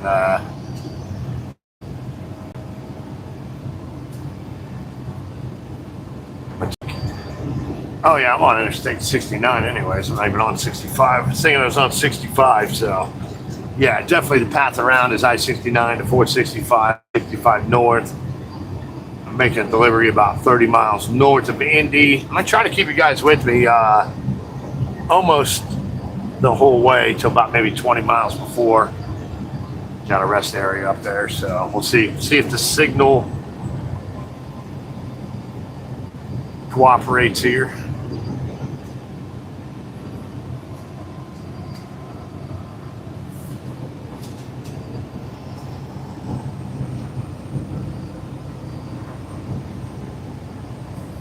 So I'm also on Facebook. You can find me on there. If you search Johnny Dangerously, truck driver, Johnny Dangerously, digital creator. I pretty much put the same stuff on there that I put on here anyways, but the only reason I bring it up is, I follow a bunch of guys on there, and one of the guys I follow on Facebook, his name is Tow Truck Wags. Don't know if you ever heard of that guy or not, but Marie White 309N said hi. hi Marie, welcome to the live stream. Yeah, this tow truck Wags guy is based out of Martinsville, Indiana, which we're going to be driving through maybe in about an hour or so. Never run into him yet, but he's got a shit ton of followers. He got some pretty good content, pretty good material too, so pretty funny guy. So Aaron Shackelford 6106 says probably go to a classic car show later today, the cars that me and you like. oh, nice. I haven't gotten to go to any this year yet. So, you know what's cool is I was making a delivery up in Grand Rapids, Michigan. I can't remember the name of the place off the top of my head, but it was an RV dealership I was making a delivery to, and I go in and there's literally like 100 cars in this showroom. Deck 123 says good morning, cheers to all. Good morning, Animal. Welcome to the live stream. Yes, I was in this RV dealership. There had to be at least 60 or 70. Like, I'm talking like Studebakers, Rolls Royces, Ferraris. He had the, what's that, a Ferrari that was on the Wolf of Wall Street? No, that was a Lambo. He had the actual Lamborghini that was in the movie Wolf of Wall Street in there. And, Marie White 309N said hi. hi, Marie. Welcome to the live stream.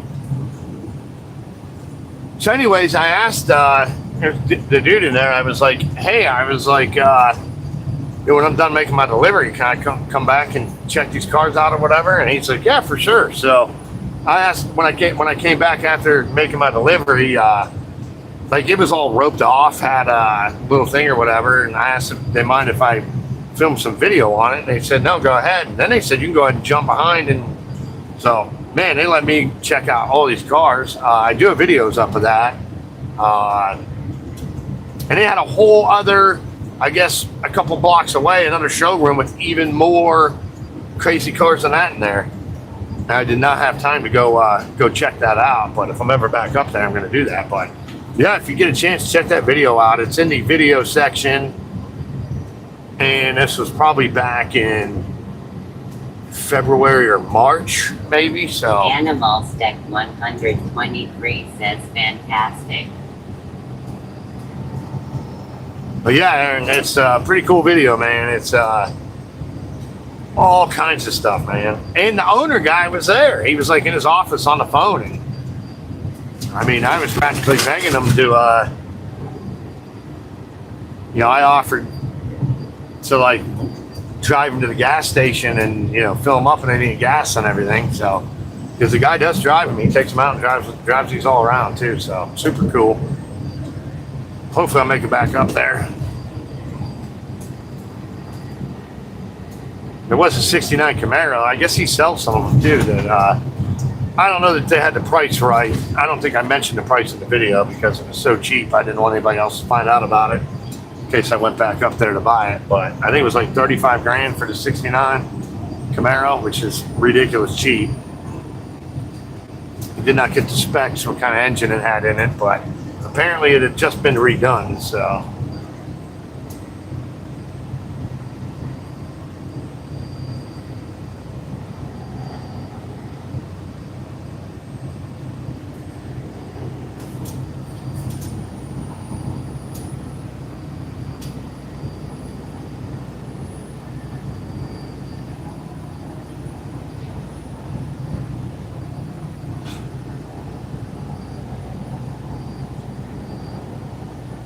this next exit should be coming up in a few minutes. I'm going to pull off, get off the exit, get back on the on-ramp, pull off on the shoulder since there's no rest areas, all the way up to Indy here, and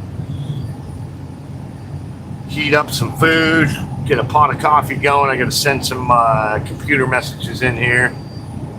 I'll keep you guys on the live stream while I do all that.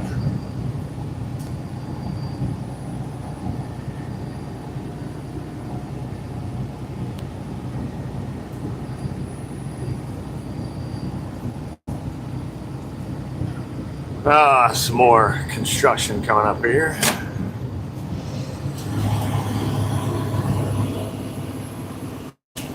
Well, if there's construction around the exit, I don't think I'm going to get up there, so I might skip and go down to the next one, see what's here.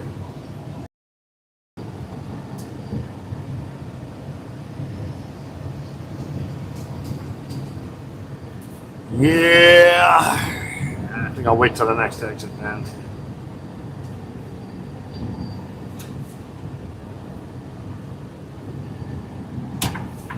Losing the right lane here. That next exit's probably still going to be another 10 or 15 miles up. Pretty desolate in these parts. Must not be big populations down here, because no businesses have built there in the last decade, really. The next major metro or semi-major metropolitan area is going to be Bloomington, Indiana. Indiana State University there. McDonald says hello. Hi, Jocelyn. Welcome back.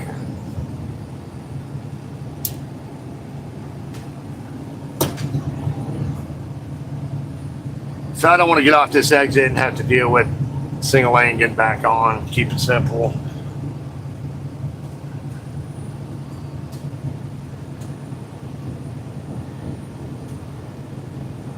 Plus it's on a hill, so it'll take me forever to get up to speed, so on a single lane situation. So I'll just wait till the next exit. But knowing Indiana, they probably have 1 mile of construction at that exit too. Whatever they can do to ruin somebody's day, commute and whatever. Looks like we got a big truck up on the other side of the highway that was pulled over. The cop just went around them.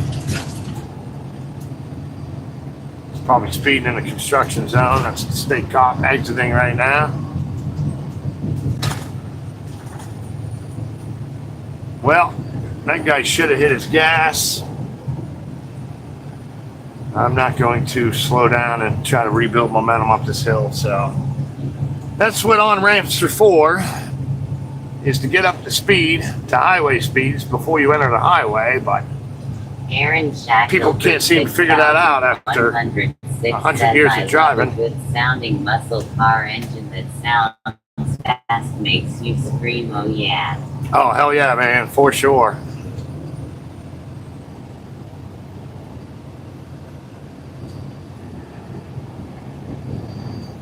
Yeah, back when I was in high school, which was, over 30 years ago now, I had a beefed up Chevy El Camino, but I think it was Flowmasters back then. That's the exhaust everyone had on their 69 and 71, 72 Camaros and everything.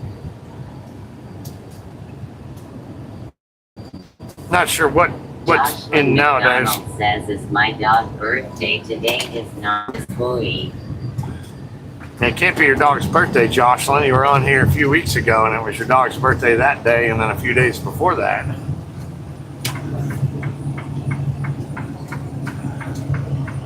All right, out of this construction zone now.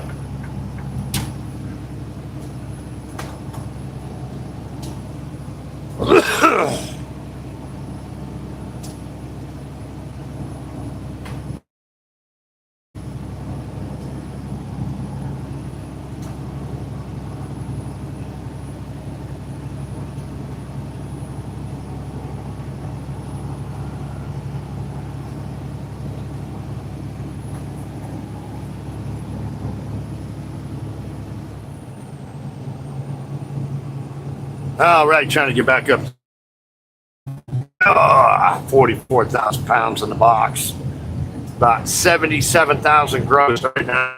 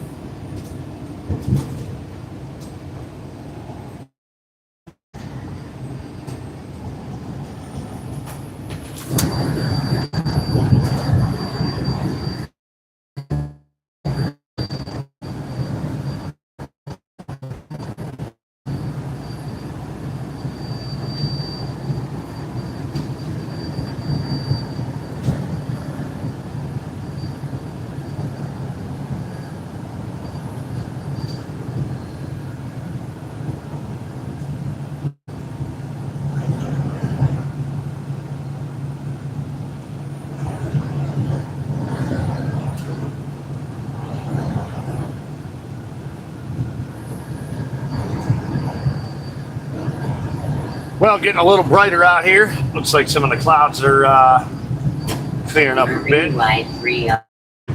Short videos, long videos. Currently heading Interstate 69 northbound right now. Had to make a delivery on south of Indy, coming up from Evansville, Indiana. Got to make a delivery north of Indianapolis here. Then I'll pick up another trailer and head for Georgia again. I was just down in Atlanta a couple days ago. I put a couple of videos up of the fun stuff happening there.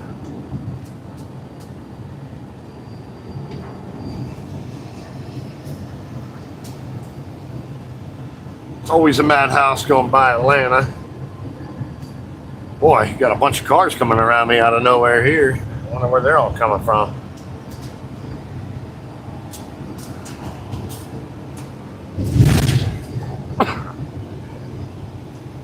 Probably still a good 30 miles away from Bloomington.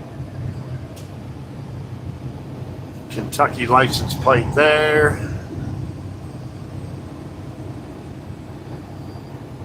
Indiana plate, Indiana.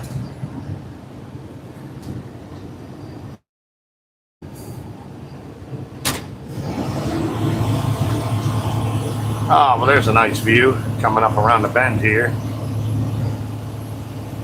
Pretty scenic down here in southern Indiana. Probably should be part of Kentucky, though.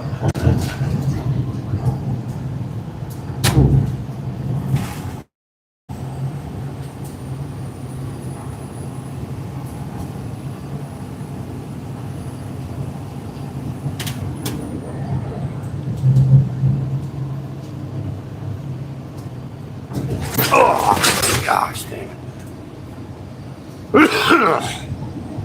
Yep, some pretty bad bridges down here. In case you didn't notice that.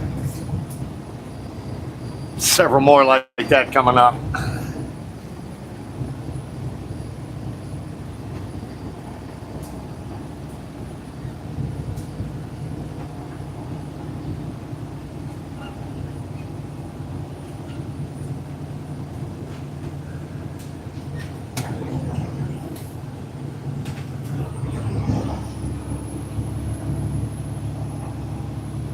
I'm still pretty impressed I have a signal right now.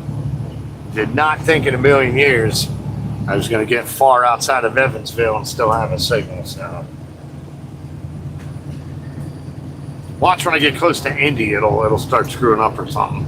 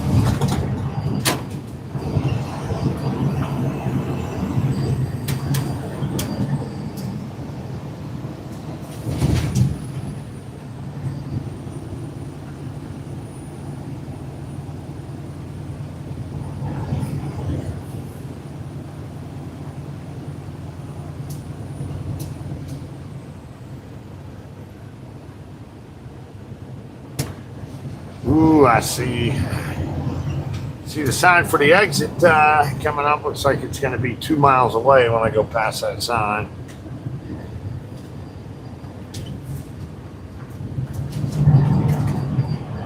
Gonna get pulled off on the shoulder there. Grab a quick bite, get some coffee going, send in my computer work on my current load. Yeah, so Bloomington is probably about 20 miles away.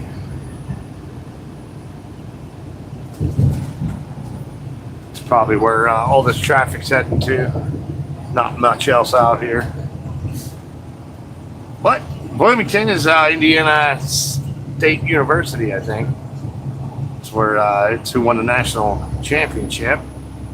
College football this past year.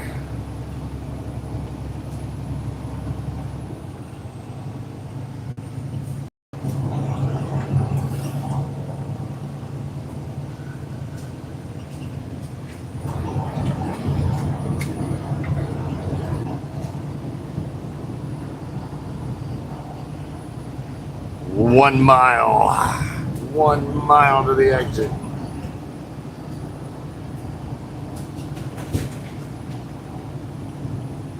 Is there more construction? Oh, there's gonna be construction. 445 west. I don't ever go on that route.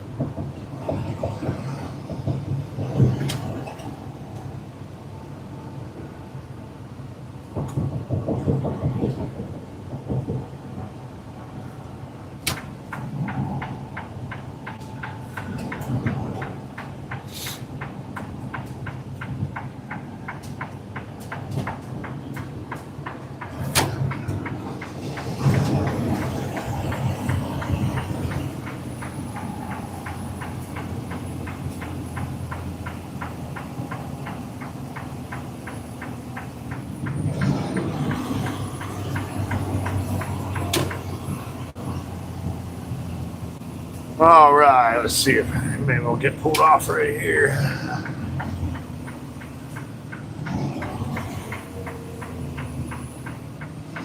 I'll get on this gravel a little bit here.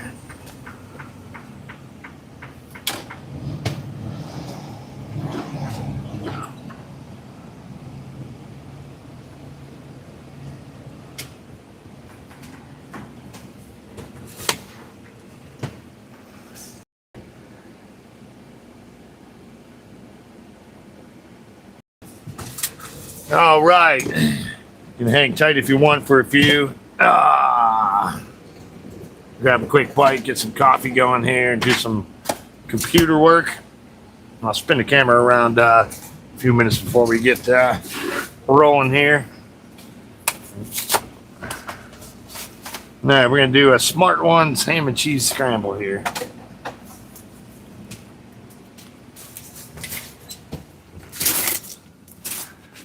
Oh, well, I got my bag thrown all over the place here. All these big bumps on the highway throw everything around in my truck. I had a jar of olives in my refrigerator, a glass jar, and I went over some roads that were so bad, it broke the glass in my refrigerator. Pain in the ass.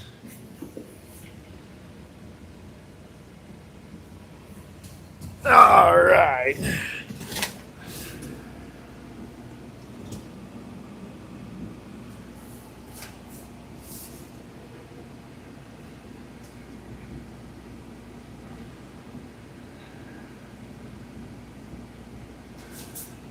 All right. Looks like my text-to-speech thing quit working here. Let's try to reconnect it.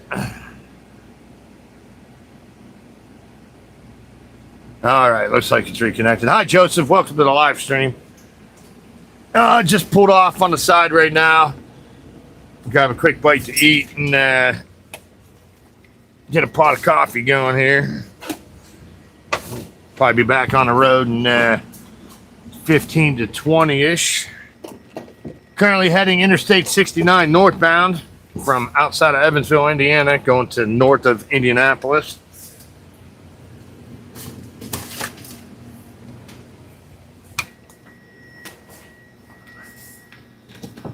So I do have power inverters in the truck, so I can plug stuff in, appliances. I have 2 refrigerators, a microwave, a coffee pot, toaster. It's so much more easier and comfortable on the road nowadays than what it was 30, 40 years ago. Heck, even 10 to 20 years ago. Back in the day, you used to have to... just to make a phone call, you have to pull off and pump $10 or $20 in quarters into a phone for a long distance phone call just to call home. So things have definitely gotten easier over the years out here for sure. right. Can't run my microwave and the coffee pot at the same time though, so got the microwave running now. I'll trip a breaker in the power inverter.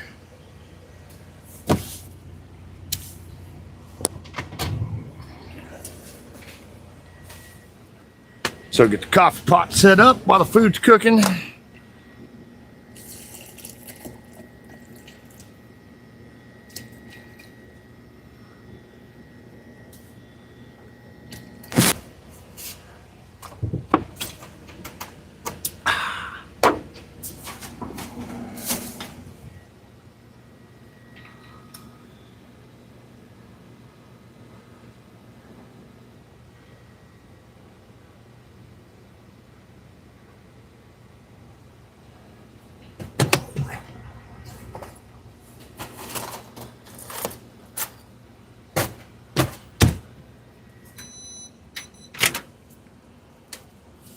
Ooh, yeah. Ow, fuck, that's hot. That's definitely hot enough. Coffee pot on.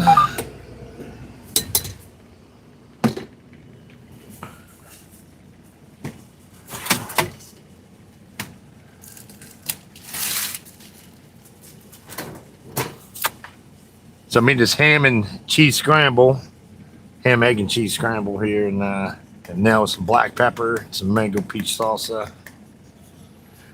Ooh, it's gonna be good. Trucking life.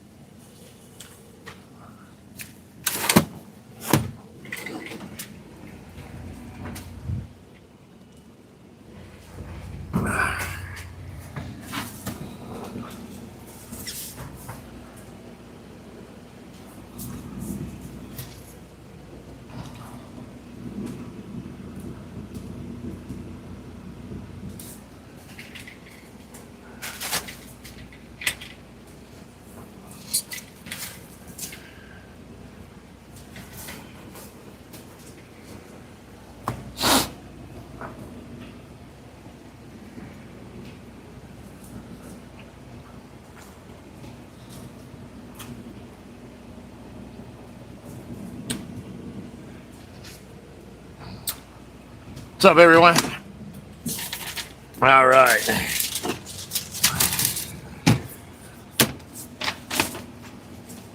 Get this computer work done here.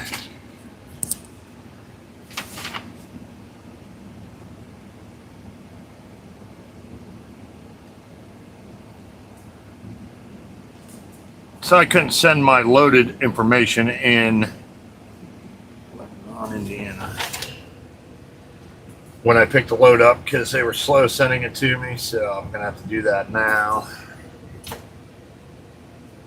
So another interesting thing is they assign fuel stops to me, and let's see how much fuel I got here. I can't just buy fuel at any truck stop, any Pilot, any Loves. They pick the exact specific location, and I'm not going to stop there. I can have enough fuel to get me through to the next trip. It's a pain in the ass. I don't like wasting time pulling into these places. So I'm currently typing my information into this ELD, my electronic logging device, Pretty much everything is run through these things nowadays.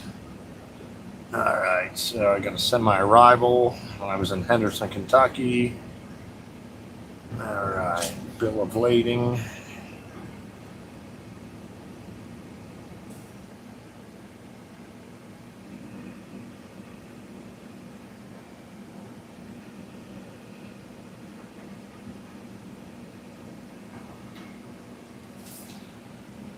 £44,419 is how much this load weighs. Only 7 rolls of paper. That's 6,000 to 7,000 pounds each roll.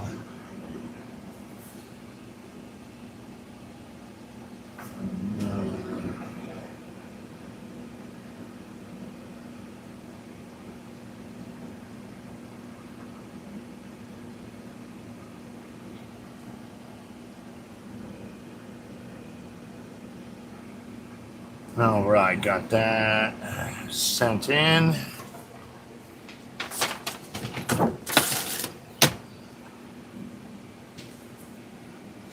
All right, let's eat. All right, I'm gonna flip this back around.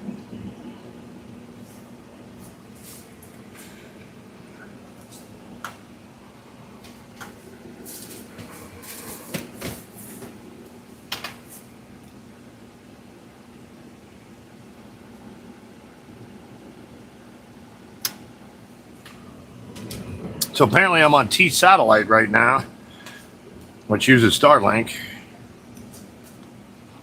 That's how I still have a signal right now.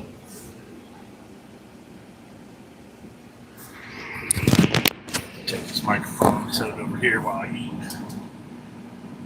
I'm looking at the radar, what I just went through. Yeah, that's pretty big mess of rain and storm there.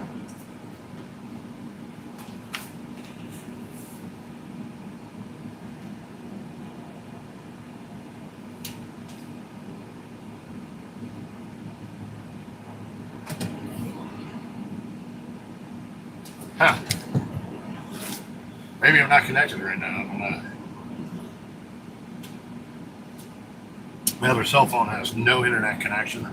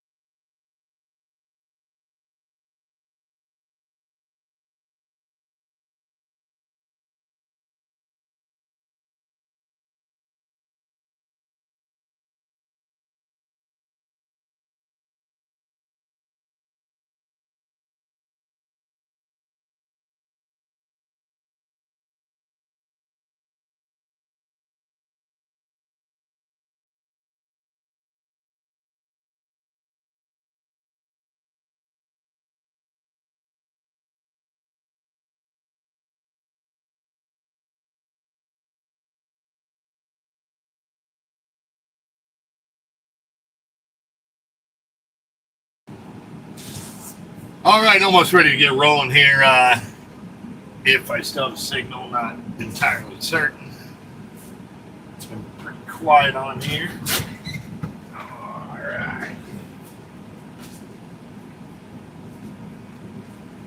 Let's fix my coffee up and hit the road here.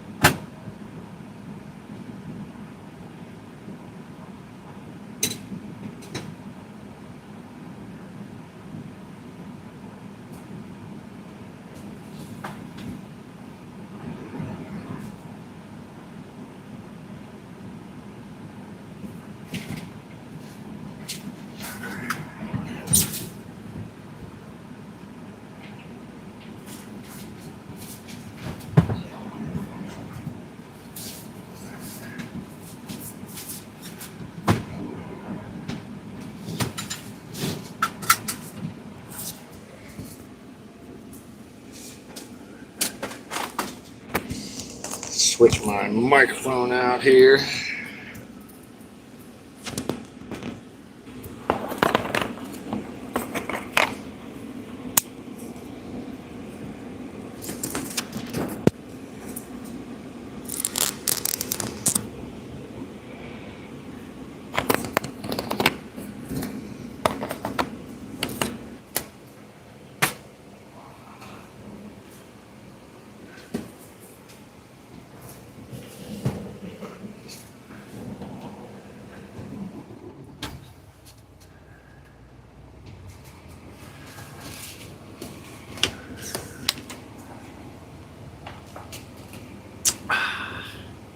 Oh, that's good.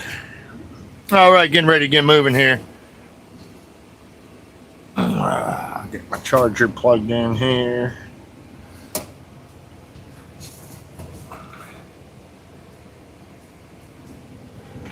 All right, let's see how long we took to do that here. Yeah, not bad. 18 minutes. I track everything, try to have good time management. Only allowed to work so many hours out here every week.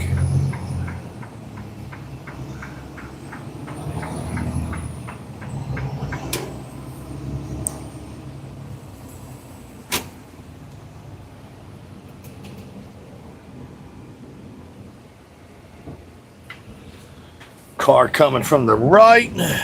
And one gonna be coming from the left. Ooh, another car from the right. Dang it.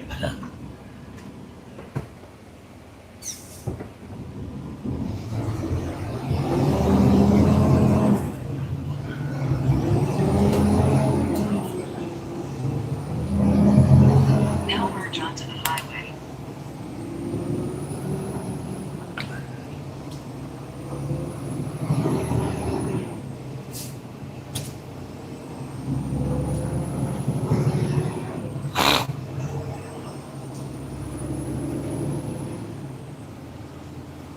All right, get back on the highway here. Currently heading Interstate 69 northbound.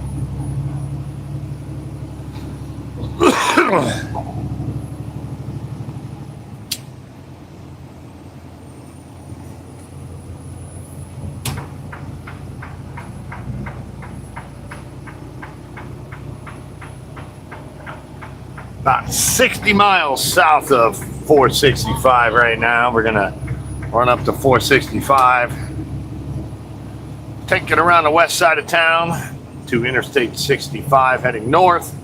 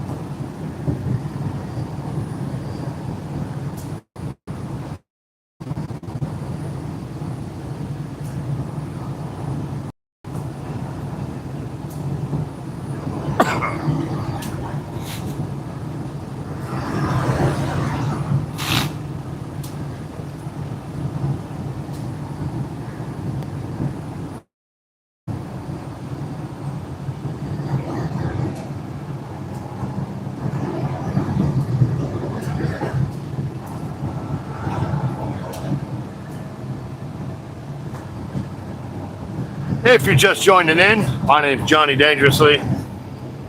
I'm an over-the-road truck driver in the United States. Been driving for almost 20 years. Currently heading Interstate 69 northbound from Evansville, Indiana, going up to north of Indianapolis right now. Got a short run on this trip.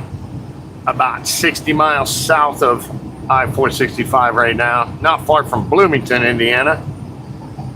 If you haven't already, please make sure you hit that subscribe button.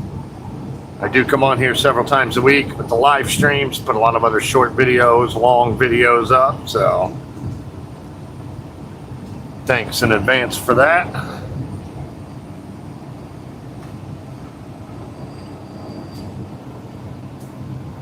Was expecting to not have a signal up through these parts, but it's worked pretty good so far. Not sure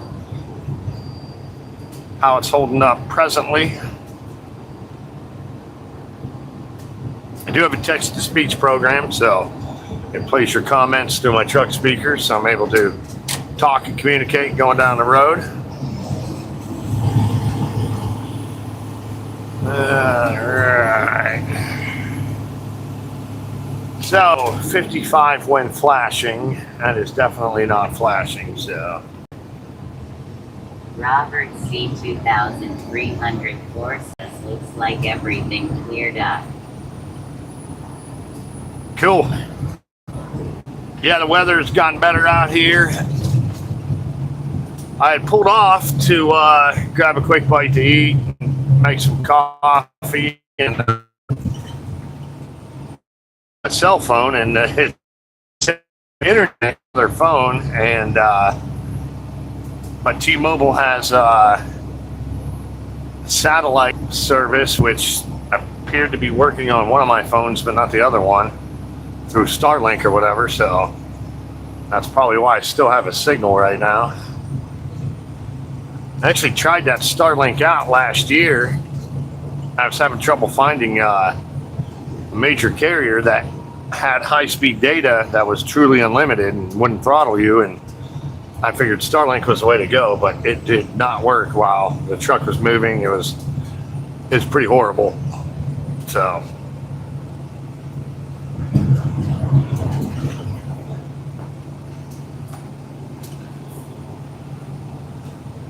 currently use T-Mobile though, so I've already used 500 gigabytes of data this month, so with a couple days left to go.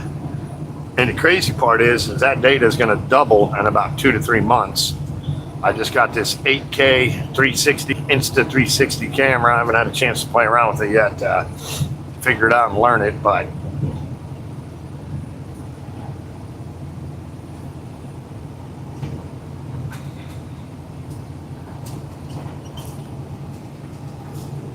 so that sign is showing 65 miles from Indianapolis, so about 57 miles from the loop around, which is what I'll be taking when I get up there.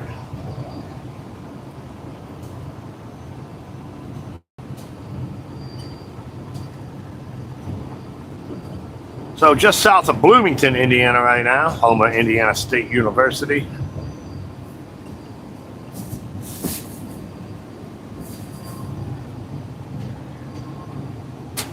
Oops.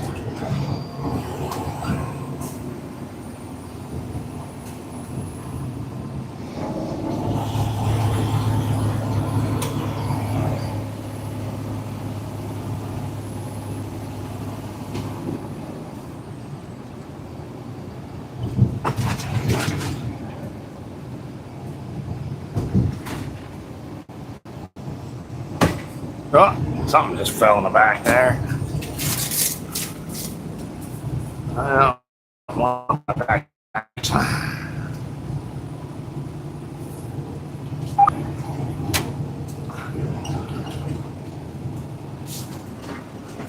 Oh, yeah.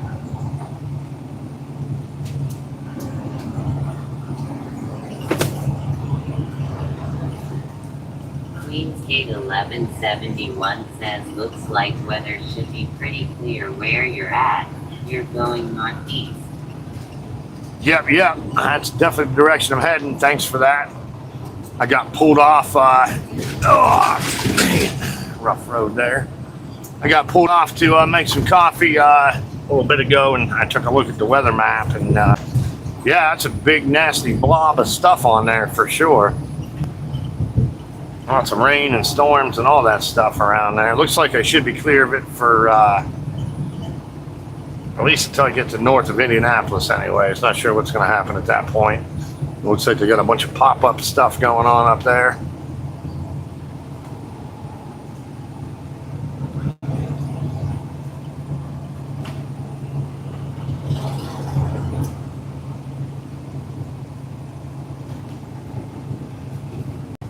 Just sipping on some Starbucks right now. Heck yeah. Definitely needed some of that. So going to be coming up on Bloomington, Indiana momentarily here. The traffic will probably pick up considerably from what it's been. Got some big hills around there. You got Bloomington, Martinsville. 1171 says more rain in Kansas coming. Yeah, it looks like it's gonna have stuff coming in from the west for at least the next day or two, maybe longer.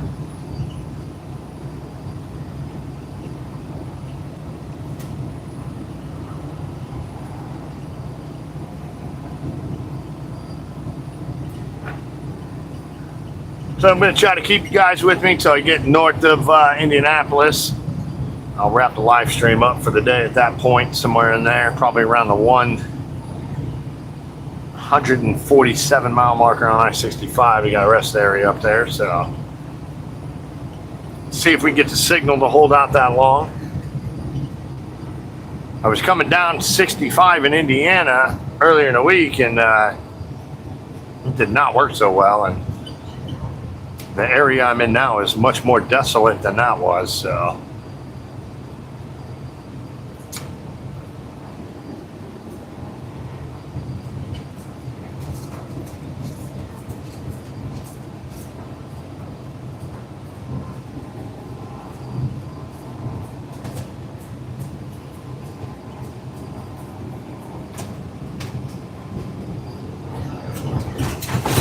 Oh, man.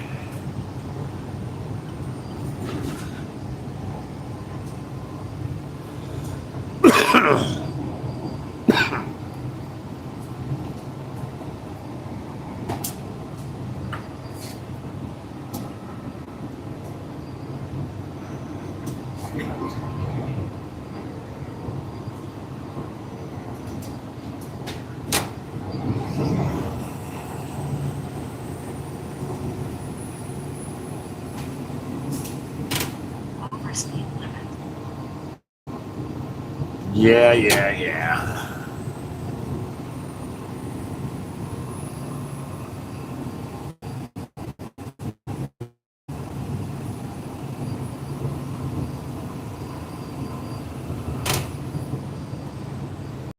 Still gonna have some pretty big hills to climb once we get through Bloomington. Got some scenic views out this way, though. It's a pretty part of Indiana down here, southern Indiana. It would look better if there was more sunshine and less clouds out, but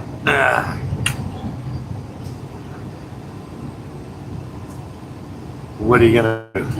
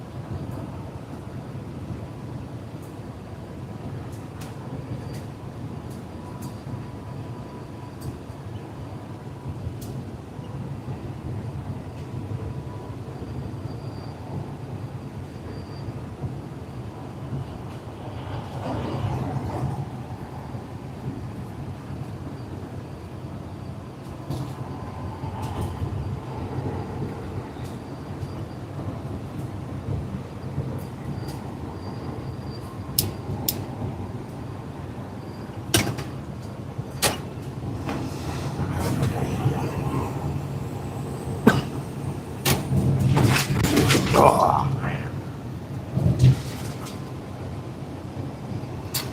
I mean, the roads are pretty decent around here. It's just the bridges don't meet up with the roads so swell.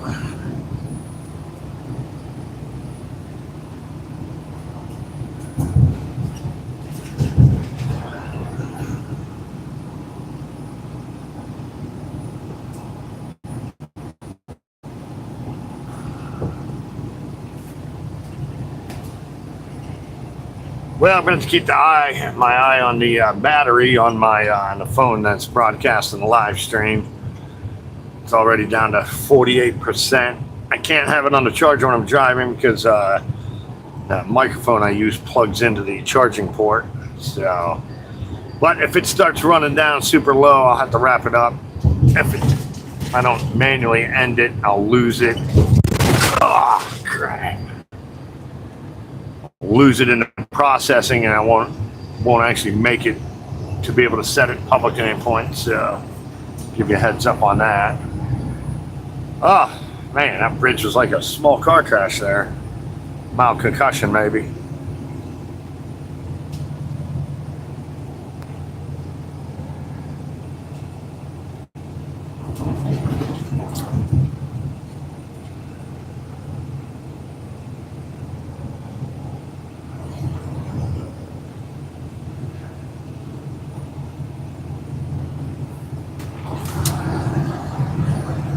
All right, going to be rolling into Bloomington here.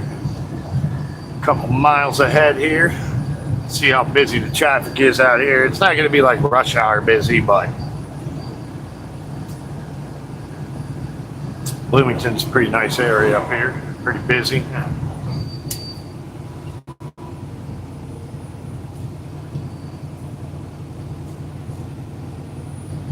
There it is, next 5 exits.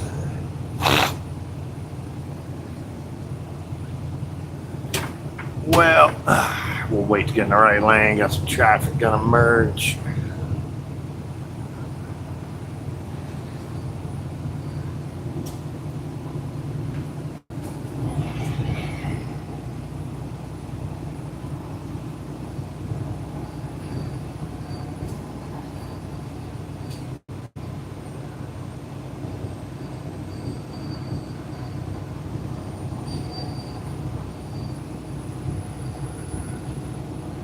Well, I was going to get in the right lane. Now this car is going too slow, so I'm going to pass him first. Heck, maybe I'll just stay in the middle lane.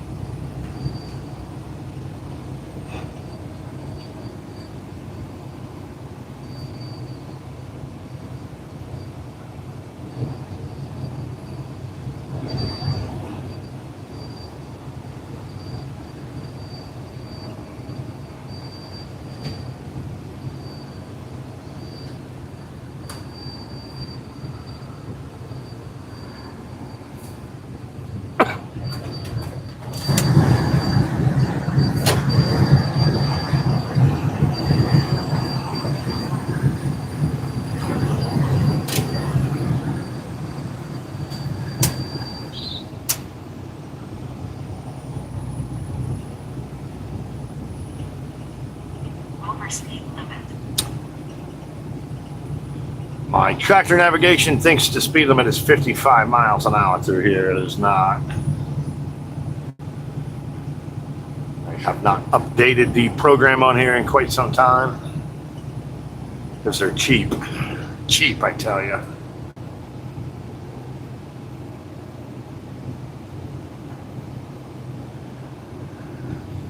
All right, let's get in the right lane now.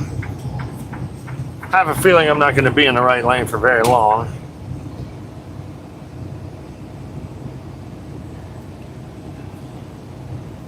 So we can talk about on-ramps for a second here. So the whole purpose of on-ramps is to get up to highway speeds before you merge into the highway. I don't know why it's such a hard concept for most people to figure out. On-ramps do not exist for you to give me time to get out of your way. That's fallacious.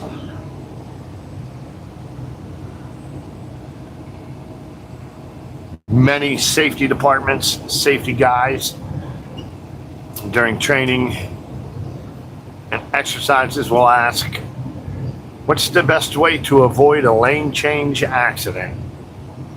And the answer to that question is, don't change lanes. So, anytime I change a lane, creates risk. My whole truck and trailer altogether is about 70 feet long. So, trying to move 80,000 pounds at 70 feet long, more than necessary, could create a calamity at some point. So,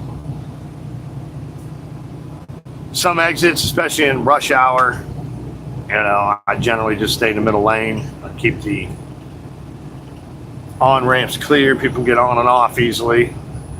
Saves me from having to change lanes 30 times or so.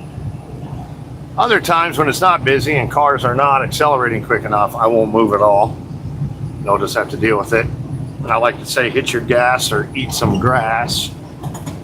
I try to be accommodating when I can, but if you think about how many exits I go past in a day, I mean, there's some days I go past maybe 150 exits. How much energy and exhausting it is to, if I had to change lanes every single one of those exits or whatever. So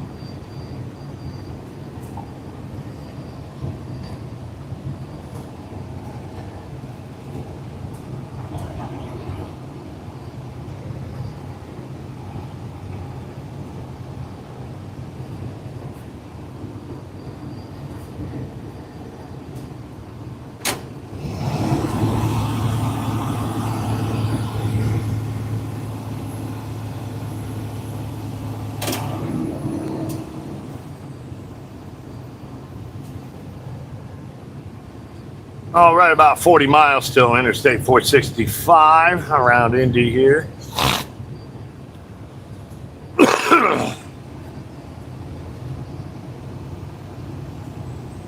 Got to make a delivery about 30 miles north of Indianapolis. And try to keep you guys with me most of the way. But my battery might run too low before I make it that close. Play it by ear, see what happens here. But hopefully gonna run this for another 60, 70 minutes. But thanks for joining in. Thanks for all your comments and everything. It's always super cool to chat with y'all while I'm going down the road. If you haven't already, please make sure you hit that subscribe button.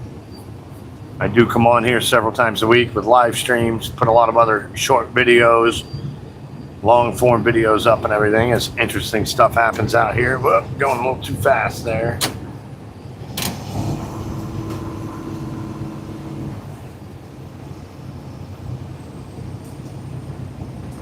Well, traffic was pretty light going through Bloomington there. It's still only back at East Coast time now, so it's almost noon here.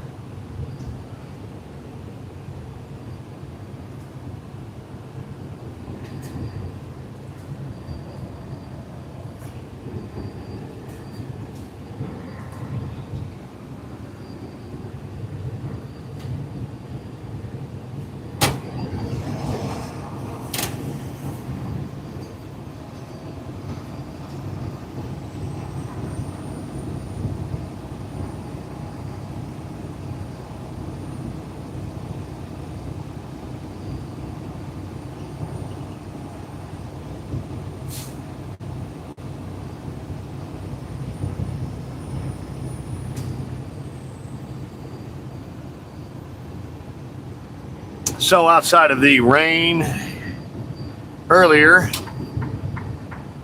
it's been a pretty laid back, easygoing day out here so far. Ooh, what happened here? That guy's load shifted. It's about to fall off. Ooh, he got drywall on there too. Ooh, that's not good. Ouch, I hate to be those guys right now.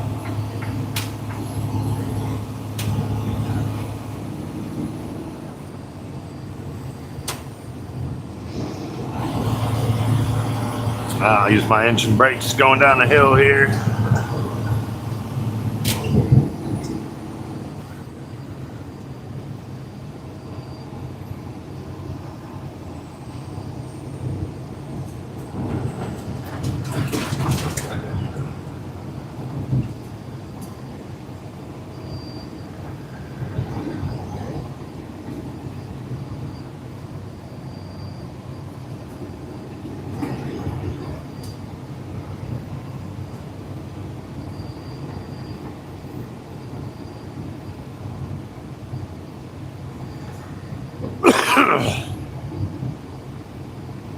Bean Blossom Creek. That's an interesting name. 15 miles from Martinsville.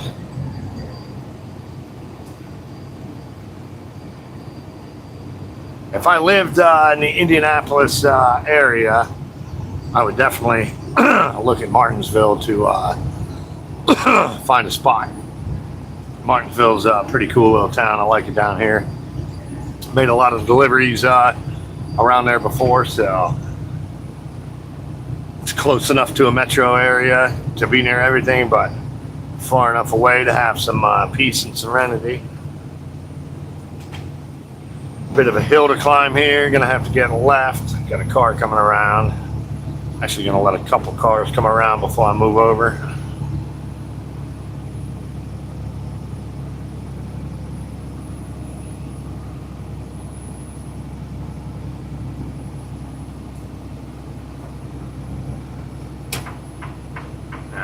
One more car will get over. There we go. Down to about 50 miles an hour right now. Got a heavy load on, and these hills do slow me down quite a bit. See if I can see a billboard for it. There's some kind of honeybee farm around here. Can't remember the name of it. Always wanted to check it out. Haven't had a chance to go there yet, but it's on my list of things to do at some point when I come through Martinsville, Indiana.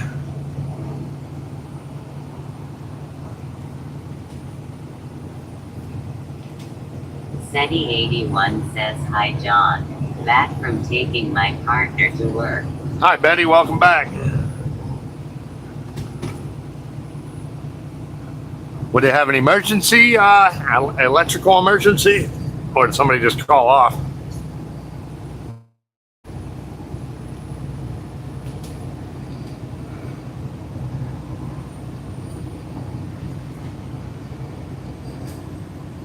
Roberto Garcia HF9CW says, "Saludos desde Argentina, Buenos Aires."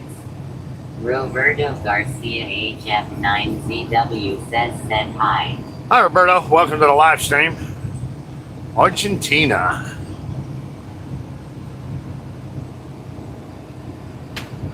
My .45 caliber pistol is from Argentina.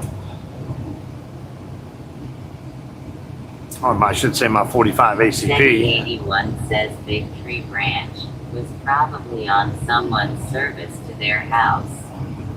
Oh, wow.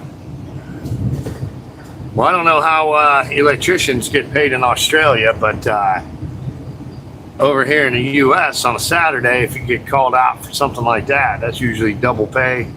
A lot of electricians here are unions, so they get paid quite well. So hopefully your partner's getting paid well today. So.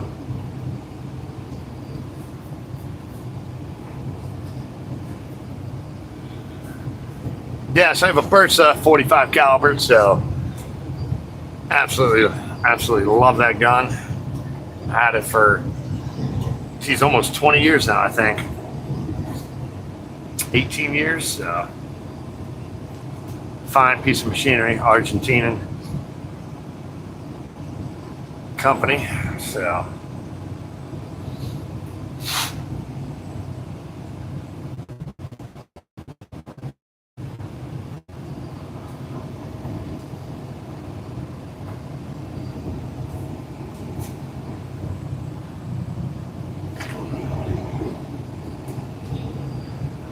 Robert C2304 says, finally, my phone has internet. Hey. hey, cool. I think I've had signal this whole time too, so I had stopped to pull off to grab a quick bite and make some coffee, and I tried to use my main phone and I had no internet connection, and I noticed the phone I'm doing a live stream on is connected to T satellite, so I'm not sure how it did that. Hopefully it keeps doing that.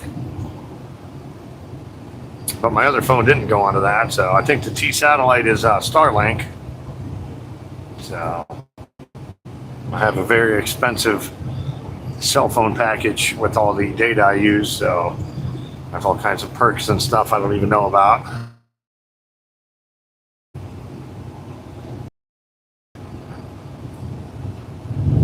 All right, just north of Bloomington, Indiana right now.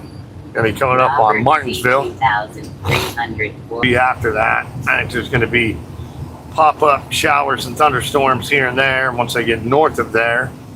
But I won't be north of there long. I'm gonna go up there, switch trailers out, and then head back down to Georgia. So I'll probably technically have to go through the 81 says yes. storm Been again. on call since Friday afternoon. They deal with the power lines out in the street and connections to houses. Oh, wow. They're not the typical electrician you'd call to your house. Yeah, so that's pretty cool. Pretty important job there.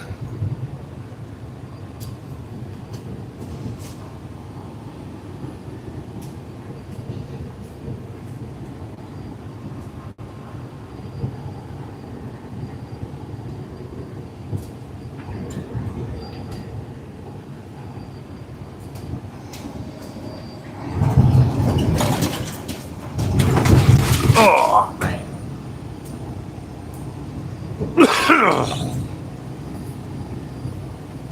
But yeah, once I pick this load up, heading back to Georgia, I might end up having to go through that storm I went through all over again. But I don't think I'm going to push that far today, so probably end up stopping short of it. And then by the time I get going in the morning, they should be long gone. But there might be other stuff moving in too.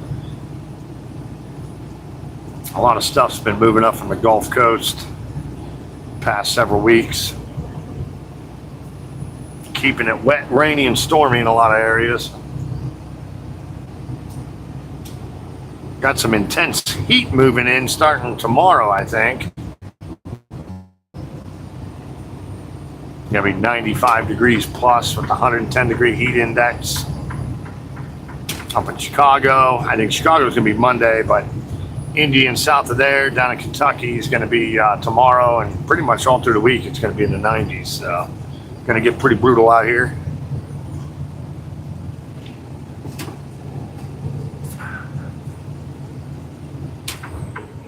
SETI81 says, unfortunately, since we've dated, he's lost to workplace accidents.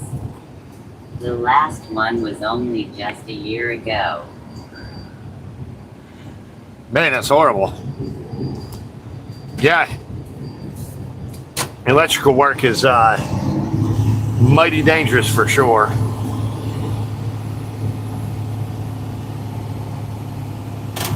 Especially if he's doing municipal work with big transfer stations and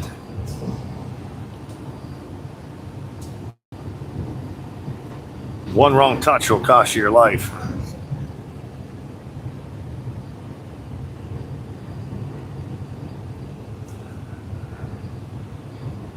So we're where I used to work out of, I used to work for Walmart drive for Walmart, and they're remodeling their distribution center over there near Columbus, Ohio, and they had an electrician in there die on the job.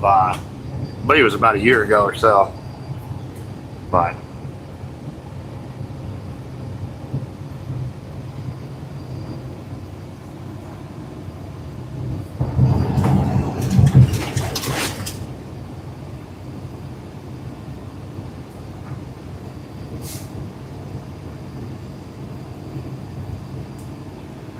a couple guys I've known over the years driving truck have lost their lives too, so.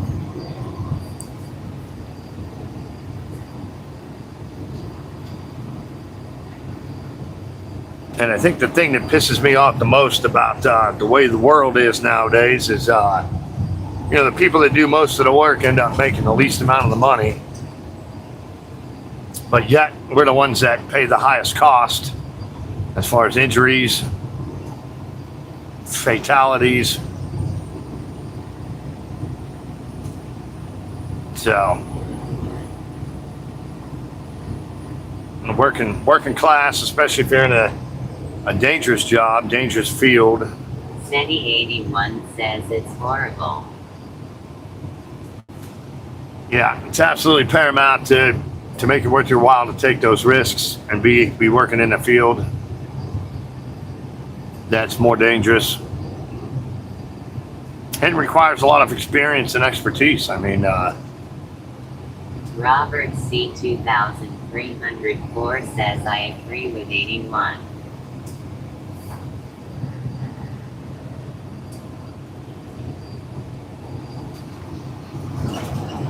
All right, getting close to Martinsville, Indiana now. I really like it here in Martinsville. I used to make some retail deliveries around here. I love the landscape. Wide open expanses. It's pretty.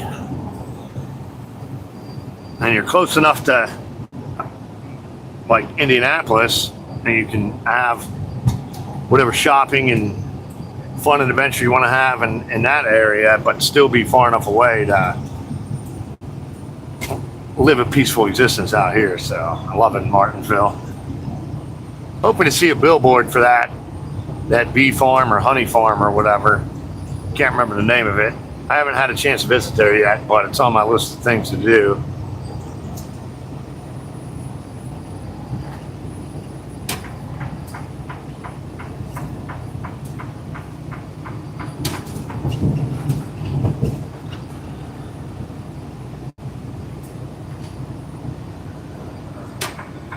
All right, get back over.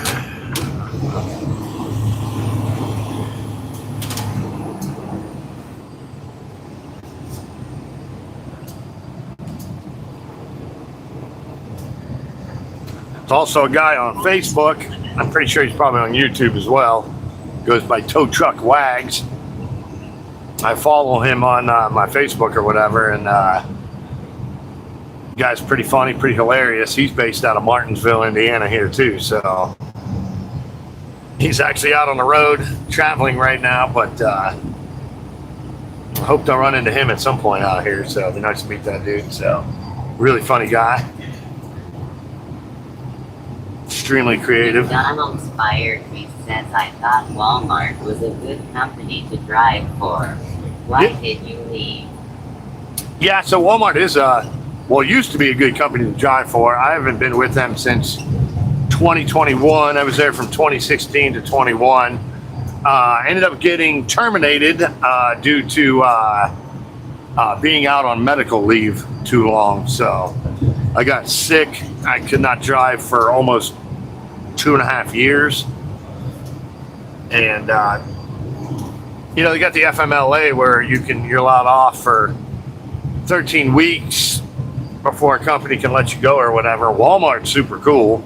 They give you 1 year, and actually a Walmart off to the right there. You're allowed off for a year on medical leave before you get terminated or whatever. But like I said, I was out for 2.5 years.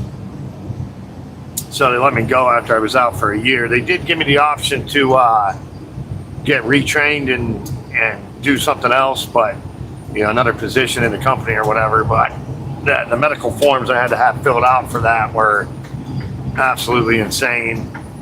So we just parted ways at that point. I'm still marked for rehire. I could go back to work there anytime I want, but there's been a lot changing over there.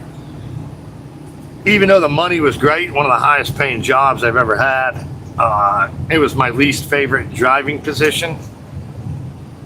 It's basically drive for 5 days on the road and be home for 2 days. And it just wasn't as fun for me as driving over the road. And so when I was finally cleared to come back to driving, I just went with an over-the-road company.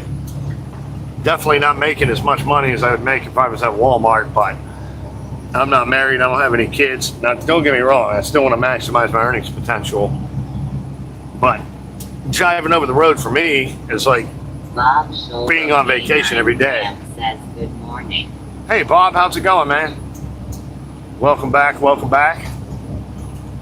We got, I believe it's Columbia, Mississippi. That's where Bob's from there.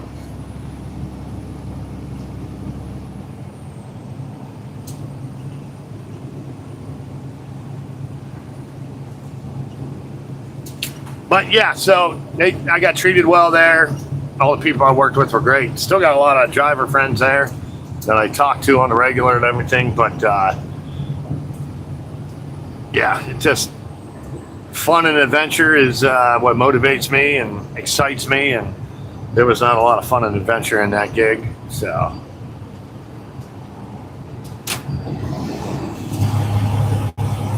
gonna lose the right lane here, so get left. I'm gonna ride the lane all the way up though.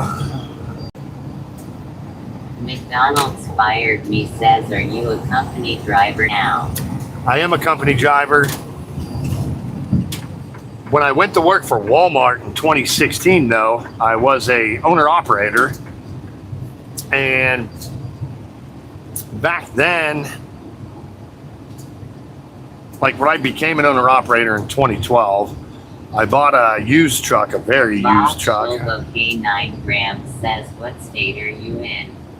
Hey, Bob, I'm in Indiana right now. We got a cop on the shoulder here, so I'm going to have to get in the... he is outside the vehicle, too, so I'm going to get in the left lane as soon as his car passes. Boy, they're working it now. You got a car pulled over on the opposite side, a car pulled over up here.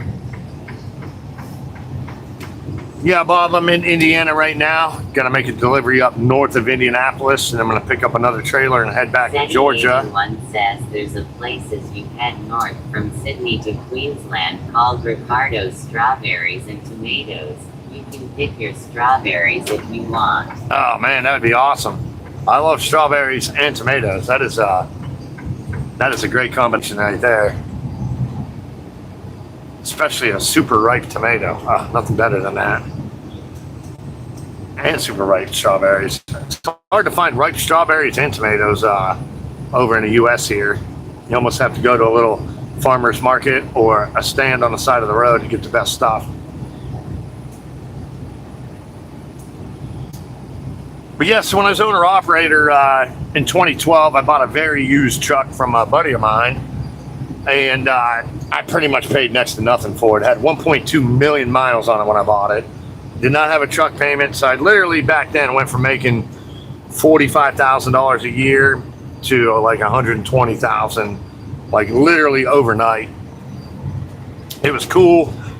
Now, by the time 2016 rolled around, I had about 1.9 million miles on that truck. It was getting towards the end of its useful life. Had a great engine in it, Caterpillar C12, but the rest of it was falling apart. The body was rough. So I did not want to buy a new truck with all this EPA stuff on it. Did not want to get a truck payment of $3,000 to $4,000 a month. That's when I decided to go work for Walmart. At the time, Walmart was one of the highest paid company driving positions in the country. Took a lot of experience and a near perfect record to get hired on there.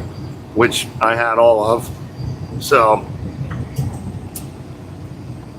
and so fast forward to 2021. Well, it was actually 2023 until I was cleared to drive again. Like the economics of the owner operator, the difference between company driver and owner operator was so slim. The Shannon's Michael. margins were so slim. Hi, Shannon. Welcome to the live stream. Yeah, the profit margins, the difference between company driving pay and owner operator pay are so slim. It's just not worth risking. Yeah, I got so much traffic on the left. I'm not going to be able to get over here. It'll slow down. That I just couldn't justify the risking 100 and some thousand. I mean, you can make about 100K a year driving just about any driving position out here if you got a lot of experience and a clean record, perfect record. So I'm not going to risk that just so I can maybe make $10,000 a year more. But if I need to rebuild an engine, spend $40,000. So the risk is not worth the benefit, or the benefit's not worth the risk on the owner operator side right now. Now, if I would go get my own authority, I might be able to do a lot better. But the over-the-road trucking and freight market has been horrible ever since COVID in the U.S. I've had a lot of non-domicile drivers, drivers with fake CDLs, driving the prices down. A lot of good companies are going out of business because they're actually losing money on every load they run. Michael says how to get the clown. Oh. Bumpy roads here.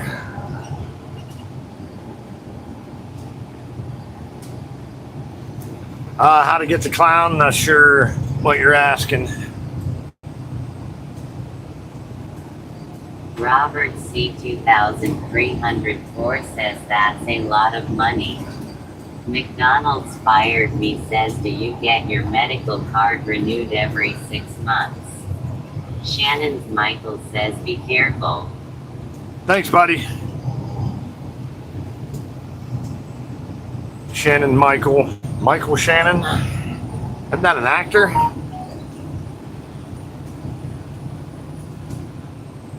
Yeah, my medical card's every 2 years, so been pretty fortunate up until now. I had vertigo real bad. That's why I couldn't drive for a couple years. I was going too fast in my my car and almost passed out at the wheel, and got diagnosed with vestibular migraine. So you can't drive a truck and trailer when you're dizzy. I mean, you can, but you're going to run everything over. So.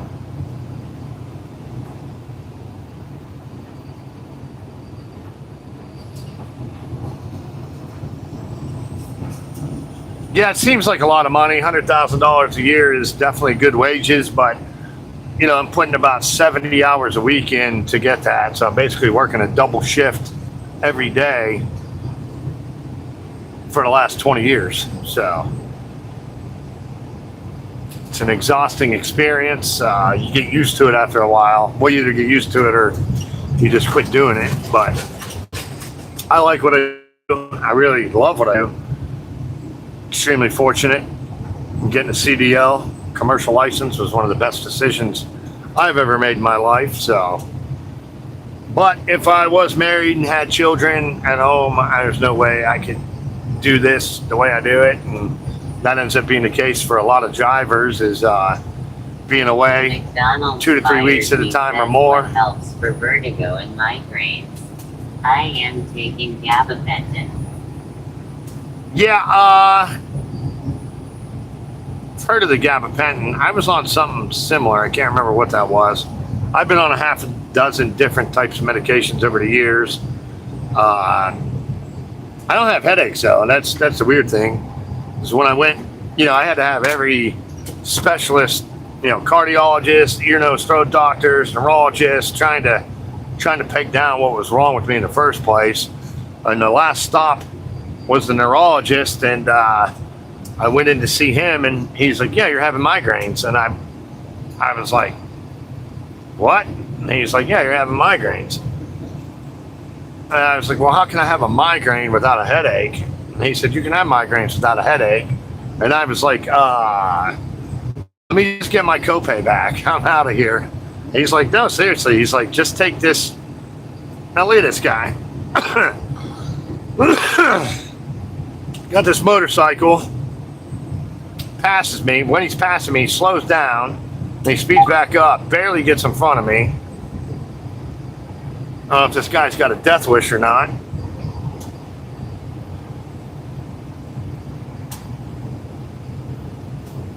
Lavlane 1981 says dumb move. McDonald's fired me says I was on Depakote but taken off of it. Yeah, migraines are, I've studied up a lot on them over the years, and yeah, they suck, man. Like, there's no, like, what works for one person doesn't work for another person, and extremely debilitating. Thank God I don't have the headache side of it. Yeah, because I would literally just stay in bed and never get out of bed ever again. F that. I cannot deal with, like, headaches and stomach pain and any of that crap. I'm a big baby when it comes to that stuff. But they ended up putting me on a beta blocker. Propranolol is what I take, which is actually like blood pressure medicine. But the neurologist said, when I was like asking for my copay back, he said, listen, take this prescription, come back and see me in a month, tell me how it's doing. So I did that, went back in a month, and I was good. I was good to go. So I was out for 2 to 3 months on that go around with it, and then Robert C2304 says I have people that drive motorcycles like maniacs over here. oh yeah, there's some crazy motorcycle drivers all over the place. You'll see them passing in between cars, going down a zipper. Dangerous stuff there.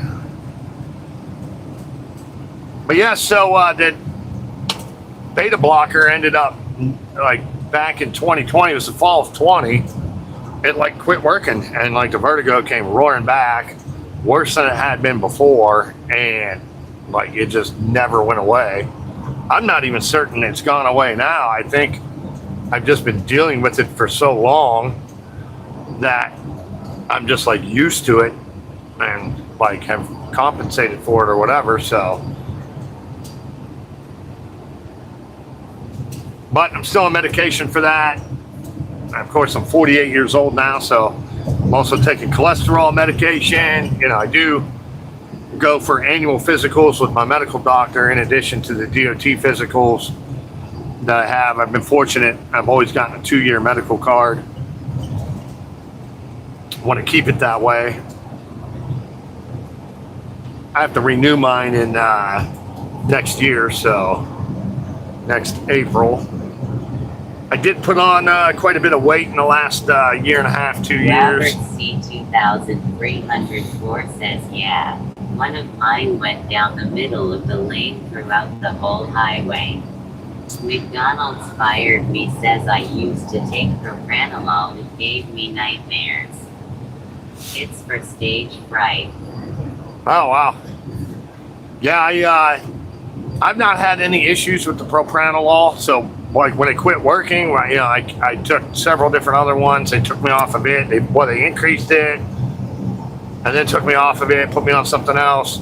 And all the different meds they put you on, like, take a month or two to, like, kick in. It's not like you take a pill and you feel different an hour later. It takes a while to ramp it up in your system, and that's what took so long. And I eventually came back to the propranolol at the end of everything. I had a couple meds I took that worked for like a few months, and then they quit working, and it was just like super frustrating. I was super depressed from not being able to go to work, losing my living and my career, and but yep, muscled my way through it. Got a pile of debt from it though, still paying down. I'll be paying it down for years, but it is what it is. But I got my career, got my life back. thrilled with that. Having a great time out here. Lots of fun and adventure. Coming out here chatting with you guys is, very, very fun. McDonald's fired me says I used to take clonazepam, which truckers can take because it's a narcotic. Yeah, there's a lot of migraine medications that are narcotic based, and there's some that aren't even narcotic based that are banned from truck driving too. So, but yeah, so I have to navigate all that. And Over speed limit. what are you taking now for your migraines, if you don't mind me asking?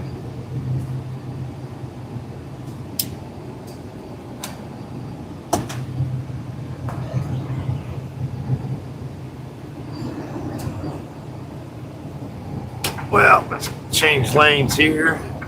Probably shouldn't have. That person should have got up to speed quick.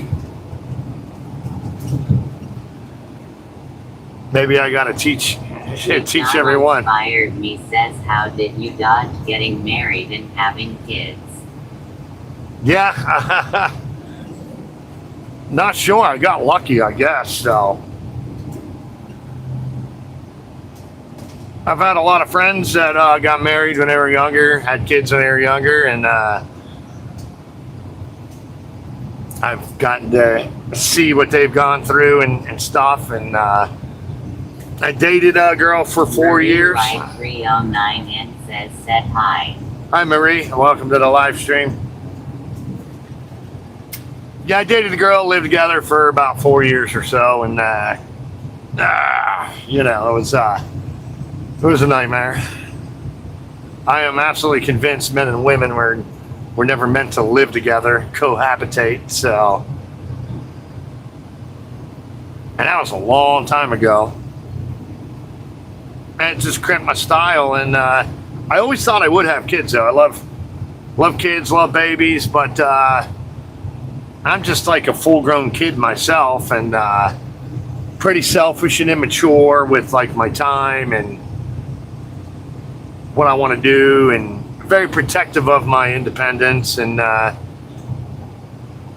SETI81 says sometimes marriage and kids aren't for everyone. no, you're exactly right, Betty. So, I mean, I'm sure at some point I'll look back and be like, damn, maybe I should have done that or whatever. McDonald's fired me says I am taking Seroquel, gabapentin, Zoloft, Wellbutrin, lithium, but it's not for migraines, it's for other reasons. Holy shit. Well, I'm familiar with Seroquel, so Over speed limit. some of my friends take that. So, all right, speed limit drops here. We're down into 55. But yeah, I just, I don't know. I truly feel like if I would have had kids, I would have screwed their lives all up. And, I'd get, I'm kind of ADD. So I think it would be cool for a couple years, and then I would get bored. McDonald's fired me says Seroquel helps me sleep. Oh, cool. I know Seroquel's an antipsychotic, so, and its classification, so it's pretty strong drug. McDonald's fired me says, are you gay? I am not gay. Yeah, I usually say that when I'm 48, never married, no kids. I usually add in that I'm not gay because, I mean, I almost have to say that nowadays. But I don't have anything against people who are gay, though. So, just definitely not for me. I love women, 100% hetero. There's a buddy of mine. I used to do stand-up comedy right out of high school.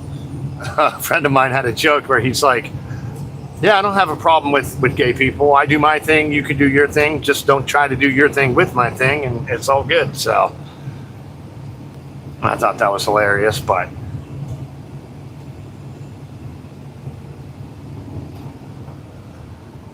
yeah, I dated one for 4 years in my 20s, and I didn't like it very much. So, and I wasn't any good at relationships either. So I definitely reflected back on that a lot to see where I was deficient, and I was McDonald's deficient in fired a lot of me that areas. Seroquel is used for other purposes besides psychotic. Yeah.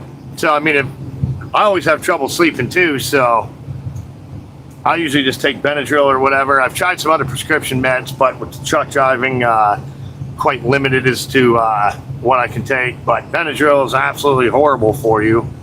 It causes like early onset dementia, they're saying, and all this stuff. And I've been taking that for 25 years now, so I'll probably have Alzheimer's by the end of the year. So. All right, finally made it to Interstate 465. Exit 163 towards Interstate 465 West. See where my battery's at here. It is not doing too good. I'm probably going to have to wrap this live stream up pretty shortly here. So I'll try to get around up to on Interstate 65. I'm going to have to wrap this up. I have to end this live stream before my phone dies or it won't save over and process. McDonald's fired me says I take 100 milligrams of Seroquel for sleep. Cool. Yeah, I'm not familiar with dose sizes on that or anything, if that's a big dose or small dose or whatever, but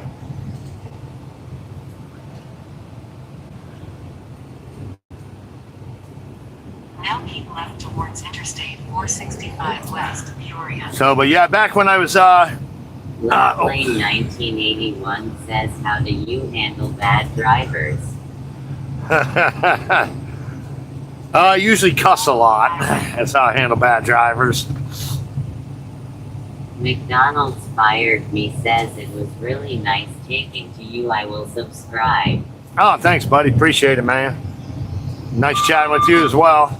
That beeping you heard is my collision warning going off. There was no collision ahead of me there gonna happen. It's just a phantom thing. But when it starts beeping like that, that's what it does right before it automatically locks the tractor and trailer brakes up. So it always strikes fear in my heart hearing that sound.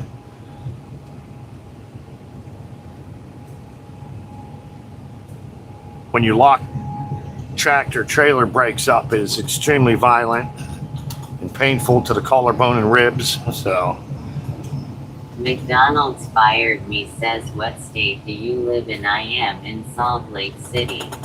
oh, cool. I'm in Ohio, so grew up in Youngstown. Kind of live around there now, but I spend a lot of time down in Columbus, Ohio.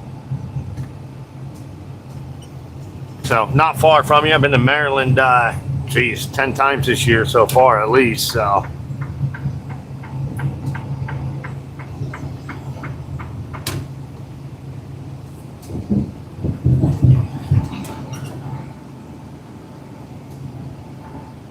oh, you're Salt Lake City, Utah. Sorry about that. I was thinking Ocean City, Maryland for some reason. I don't know why. It's all the Benadryls I took. Turning my brain to mush. Oh, what am I doing? 465 is 65 mile an hour speed limit now. Most of the way around. Fired me says I am talking to a gal from Elyria, Ohio. Oh, cool. That's up by Cleveland. Well, that's a super long distance relationship then if you guys hit it off. I check the price of airfare though before you get too involved. Lane 1981 says many driverless rigs out where you travel. Not many where I'm at right now. I think Ohio has some kind of technology corridor, but Fired me says I used to take Benadryl for sleep too. yeah, very unhealthy on the Benadryls. I still take them. I was taking something called Dayvigo. It's a newer kind of sleep medicine. It's not a zoonotic or whatever like Ambien is, and I really liked it, but it's really freaking expensive. My insurance does not cover it, and the last time I tried to get it filled, they wanted like $400, and I'm like, yeah, I don't think so. So I quit taking that, but something to look into anyways. Michael says, why are you see black crowd? McDonald's fired me says I've never heard of that. Yeah, I would look it up. It's interesting. There was even some studies, and it was like a year ago where I read this, but in mice and rats, it actually helped with dementia symptoms. And if they do more studies, it could end up possibly reversing some effects of Alzheimer's, though just because it does that in mice and rats or whatever doesn't mean any of it's going to transfer to humans. But but I like that aspect of it. Very weird though. I mean, Inspired me says $400 is highway robbery. look at that airplane landing there. Shannon FedEx Michael coming in. says, when is Black Crow? Yeah, if you get some good RX or if your insurance covers it, they don't have any generic versions of that Dayvigo yet because it's still too new. But man, crazy dreams on that thing. I definitely had some nightmares on that stuff, and they were extremely vivid. I actually like nightmares though, so nightmares are cool. Over speed limit. All right, so it's going to say I'm over speed limit, but my tractor navigation, which is saying that, has not been updated in a long time. Speed limit's 65 on this now, not 55. It's going to keep saying that.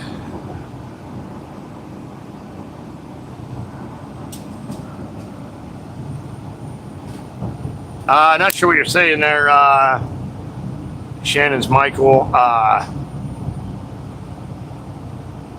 Something about seeing the black crowd, Black Crow.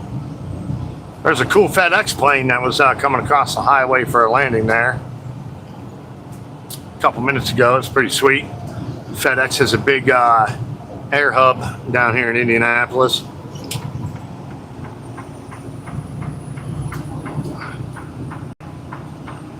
Hey, if you're just joining in, please make sure you hit that subscribe button. I do come on several times a week with the live stream. Also post a lot of short videos, long videos, and all that good stuff on there.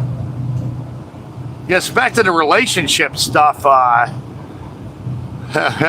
went back to analyze like where I was deficient and stuff like that. And I was just too young. I didn't. Michael says, where are you going? I'm heading to about 20, 30 miles north of Indianapolis. I'm baking cookies at the moment. Oh man, wish I could have a cookie, Betty. That would be awesome. What kind of cookies are you baking?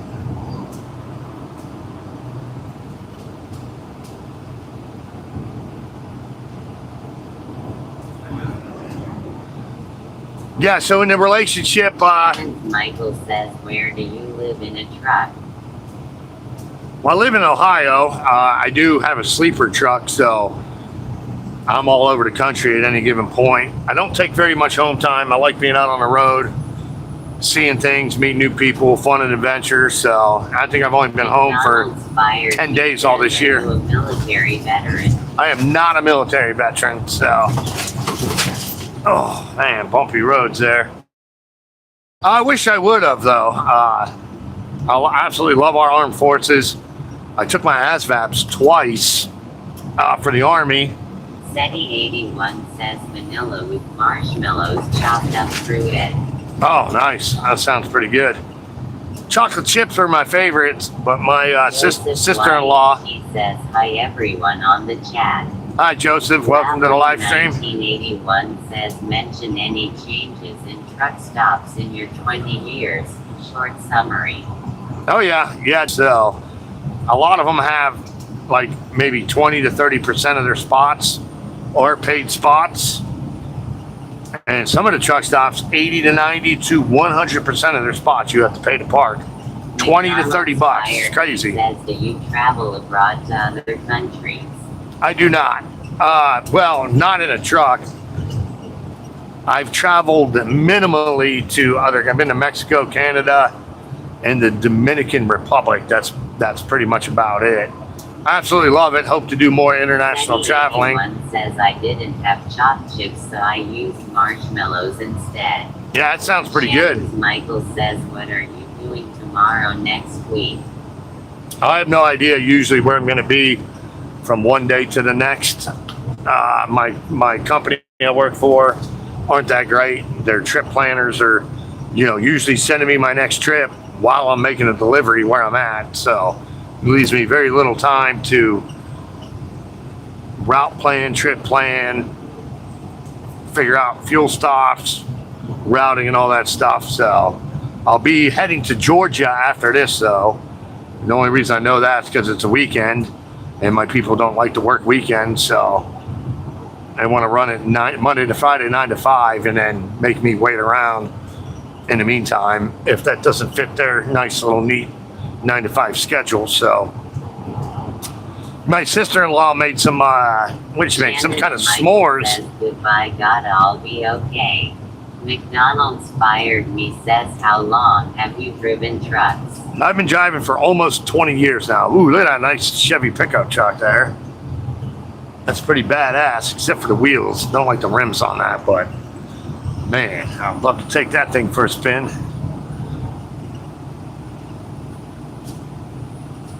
Yeah, so the Army, you know, I don't take direction very well. I don't like being told what to do, so took my ASVABs when I was in high school, opted against it.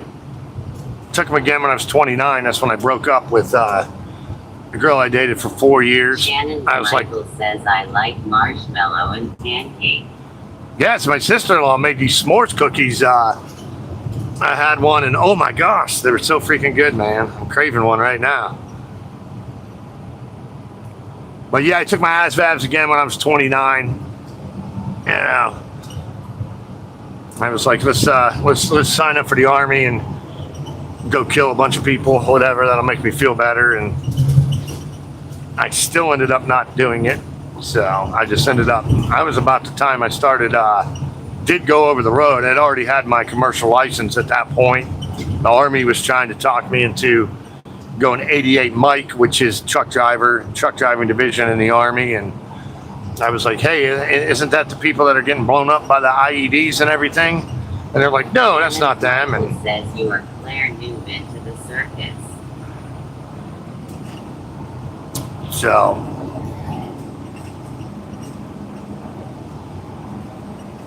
McDonald's fired me. Says, did you go to truck driving school? I did go to truck driving school back in, it's either 2005 or 2006. Can't remember. It was probably, it was 05 or 06. I have no idea. Can't really remember. Sovereign up to 7,305 says, hello, sir. Hello. Welcome to the live stream. So I'm going to have to wrap this up here in a few minutes. As soon as I get on I-65, my battery is almost dead on the camera I'm streaming with. And if I don't get this turned off. Shannon's Michael says, what are you doing next month? What are you doing in July? I have no idea. I'm working, driving truck pretty much, so. McDonald's fired me. Says, what did you score on the ASVAB? Lavlane 1981 says, bye-bye, safe travels. Thanks. Hey, thanks for joining in. Hopefully chat with you again soon. Which state is this, sir? We're in Indiana right now, going around Indianapolis. My battery is at 7% right now, so I'm gonna have to hit a shoulder here. I'll wrap this up pretty quickly, or I'll lose the whole stream. Won't be able to set it public. I don't remember what my score was on the ASVABs. The last time I took them was back in, I think it was 2007, 2008. So Michael says, goodbye, everybody. Shannon's Michael, thanks for joining in, buddy. Hopefully chat with you again. Up to 7,305 says ciao.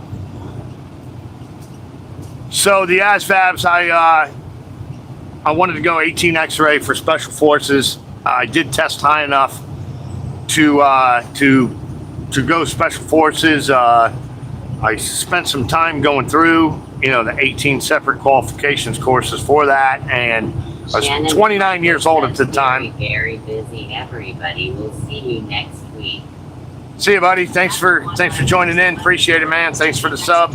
Towards Interstate 65 North, Chicago. But when I went through the qualifications courses for Special Forces, each individual one, I was 29 years old already. I've had a lot of trauma, a lot of broken bones, and that's hence the Johnny Dangerously. It's not just a name, it's a way of life. And there's no way I was going to make it through all 18 of those courses. And as soon as you fail one of them 18 courses. You just get sent straight infantry, and being 29 years old, going to boot camp, and that was a big turnoff for me. Michael says, what are you going to do when you finish this? Are you going to bed? Nope. I'm going to keep it going for a little while. Drive a few more hours today. I'm going to be picking up another trailer right where I'm delivering this one at. Turn around, head back down to Georgia. So I'm going to drive another 150 miles or so. Follow the highway. Do have to find a shoulder really quick here. Or I'm going to lose this live. I lost a live stream earlier this week. It was a really good one.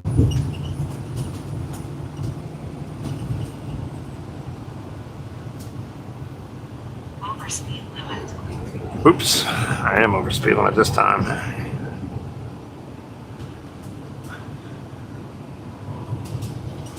That right lane is going to end. I have a whole line of traffic in the right lane. He says the Army offered courses before basic training. Yeah. By the time I was 29, I mean, you got like 30 years old was cut off Michael for says special he forces. lives in Indonesia. No, I live in Ohio. All right, we're going to get right here. All right, well, I was going to try to get off at this exit here, but these cars just want to come around on the right. Go in the left, lane's ending. All right, people. Shannon's Michael says Wiley parking on the side. Well, because I got to get this, I got to wrap this live stream up before my phone dies. 81 says thank you, John. It was good talking to you again. Yeah, great talking to you, Betty. Thanks for coming back on here. Hope to chat with you again real soon. McDonald's fired me says I didn't know they had such courses.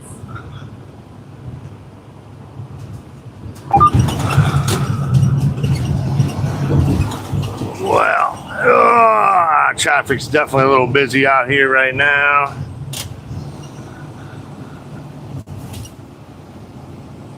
Down to 4%. Shannon's Michael says, why are you going to keep parking on the start to Nexia?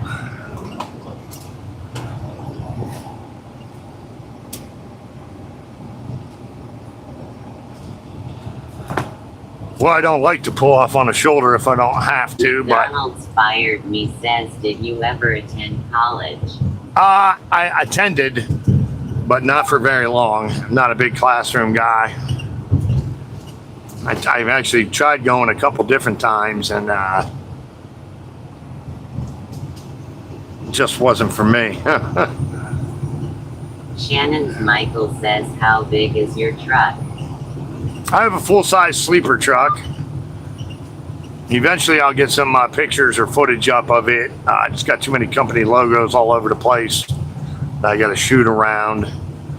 I got to keep close to my vest who I work for, because they have no idea I do any of this. So, but I can't turn to get pulled off.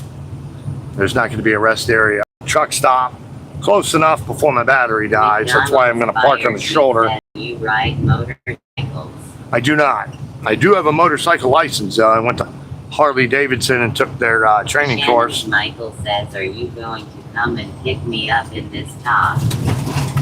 Oh.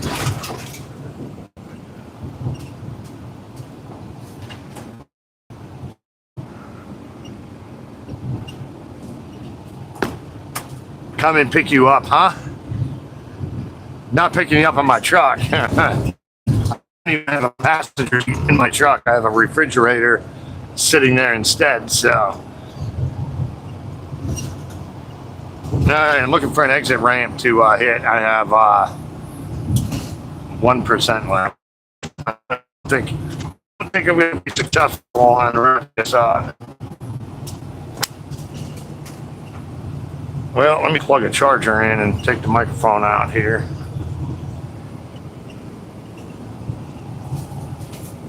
Shannon's Michael says, what do you do in summer? I work. That's all I do is work. Well, I got a car right here on the shoulder.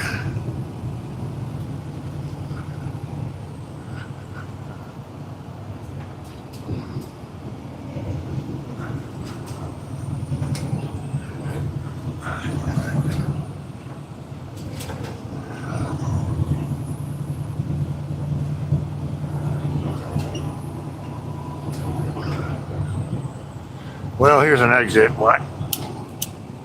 Let's see if I can make this work here.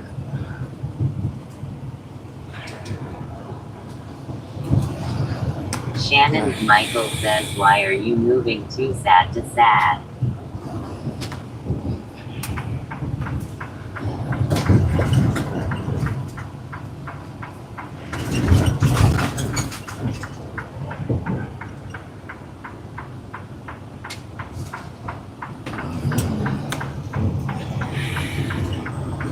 Yeah, this is probably not going to work to pull off here. Son of a bitch.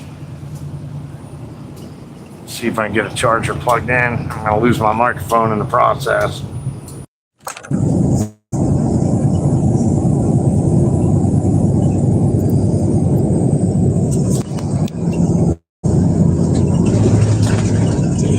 I really lost the microphone.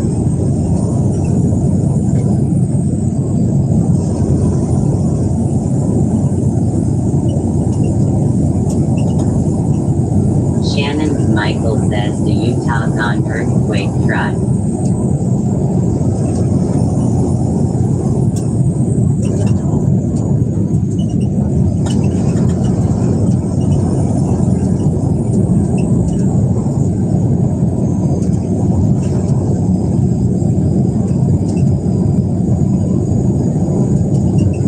I don't know what earthquake truck. Not sure what you're asking there.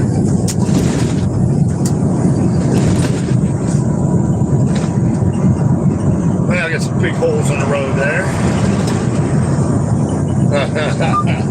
So I popped the microphone piece out to get a charger in, and I dropped the microphone piece. I think went down into my defroster, so it might be gone forever. Hopefully my truck doesn't burn down. Oh well, it's not mine anyway, so I don't really care.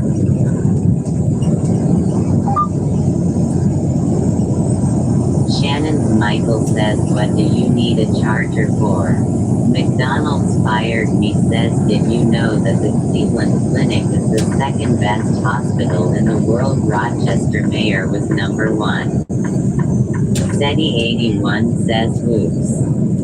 Yeah, I do know the Cleveland Clinic is a top-rated hospital for sure, especially for hearts. It's probably used to be the #1 heart hospital in the world or country or something. So I have a little brother who had open heart surgery when he was 1 year old at the Cleveland Rainbow Children's Hospital or whatever up in Cleveland there, and it's probably because of that's the only reason he survived. So definitely know all about Cleveland hospitals. And Rochester too, Rochester, Minnesota, up there. So Mayo Clinic, definitely a great hospital. McDonald's fired me says Cleveland Clinic is #1 for heart. SETI81 says Shannon's Michael, his phone was going flat.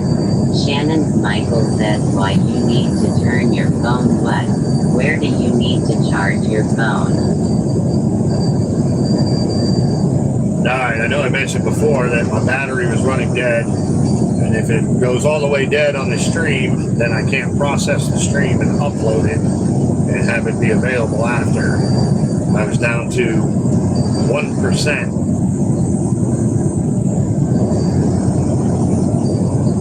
I'm not allowed to touch a cell phone while the truck is moving. Shannon's Michael says, what's going to be happening to you?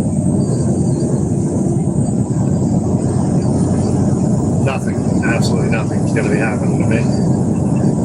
It was going to ruin my live stream, so. But I was able to pop the microphone out and put the charger in without technically touching the cell phone. So. _says, drive safe, bro. Thanks, man. Appreciate it. Welcome to the live stream. Hey, if you're just joining in, please make sure you hit that subscribe button. So it looks like I'll be running this up until the rest area, which is about 15 minutes ahead, since I was able to get a charger in here. Which is what I initially intended to wrap it up at, so that'll work. The audio is probably not the greatest right now. I'm gonna have to see if I can retrieve the piece of it that Shannon's dropped down into Michael my says call the meat police. process. Always wasted underscore says just curious what truck you driving. Driving a 2023 Freightliner Cascadia right now. It's got 354,500 miles on it, so.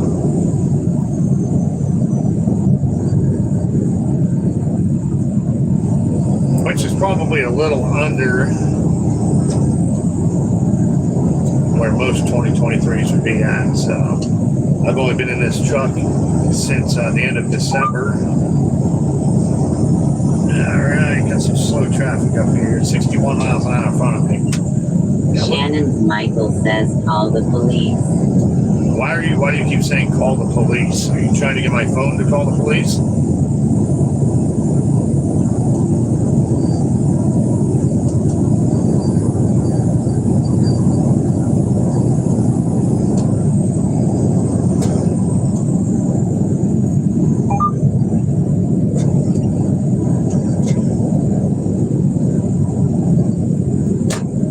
McDonald's fired me says are you planning on retiring young? No. I'll probably never retire. I'll probably die young. So, in addition to the vertigo and the migraines, vestibular migraines, I also had lung surgery back in 2019, chopped a piece of my lung out. I've been a cigarette smoker since I was 14 years old, so that's 34 years. And I had some nodules in my lung, and nodules on my thyroid. So they wanted to go in and surgically remove it. And ended up being an infection and not cancer. So I had to have thyroid surgery. They took half my thyroid out, so on my way to being modern day Frankenstein. But I do get regular physicals, regular testing. Had a colonoscopy a year and a half ago, so yeah, I stay up to par with all that stuff. But the lifespan of a truck driver, I think, is 55 years old, maybe. So, just because of bad diet, bad eating, bad habits.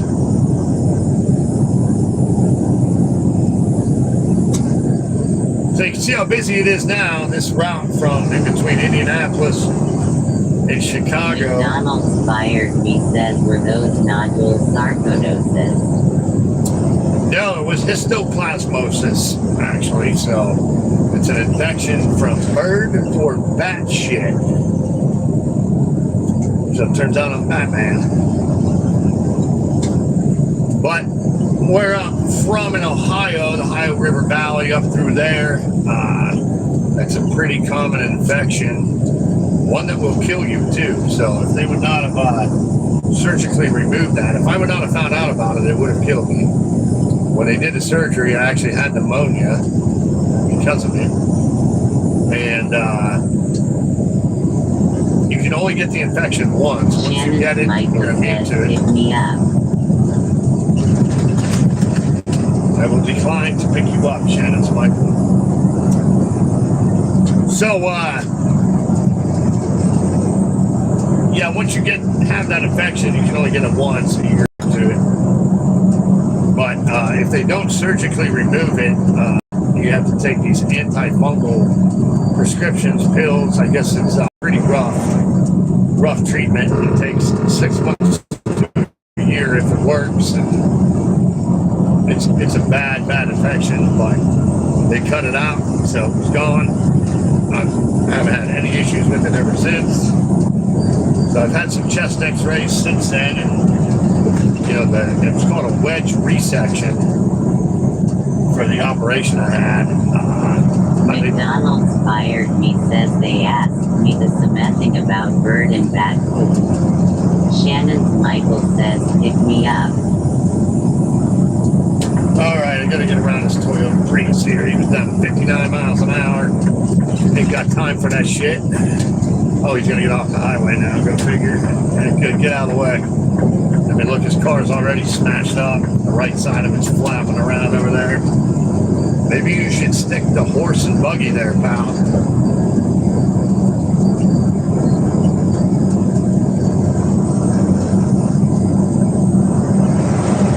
Well, it's starting to look a little cloudy out here again.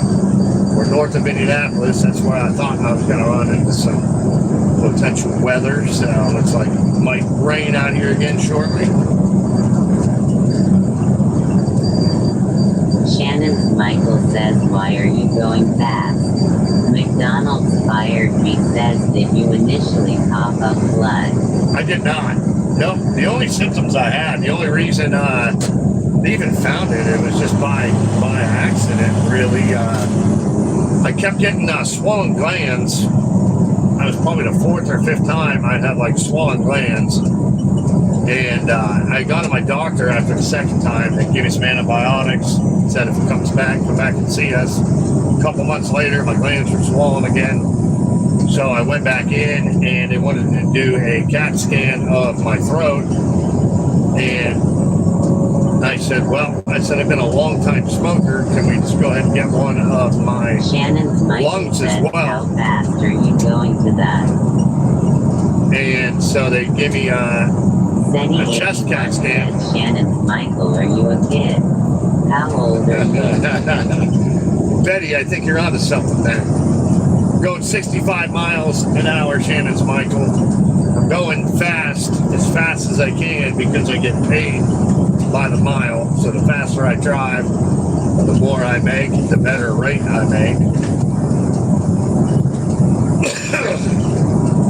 But yeah, so they ordered the chest CAT scans with the throat CAT scans, and that's the only reason they found it. So pretty good chance I would be dead if not for me requesting that and them ordering it. So got pretty fortunate as far as that goes.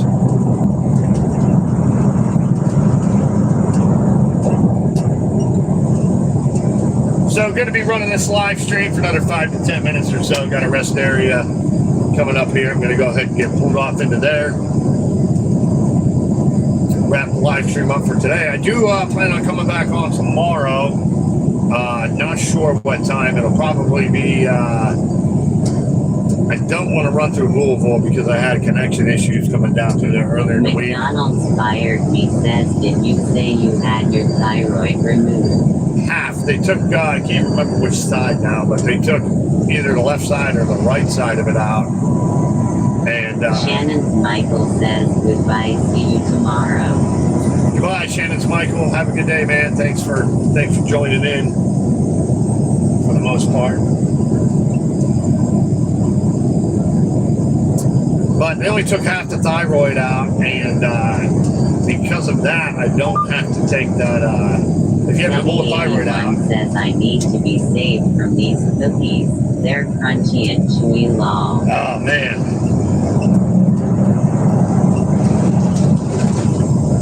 Well, my delivery on Monday is to some big bakery in Georgia, and I was reading some Google reviews on the place, and it mentioned something about samples or whatever. So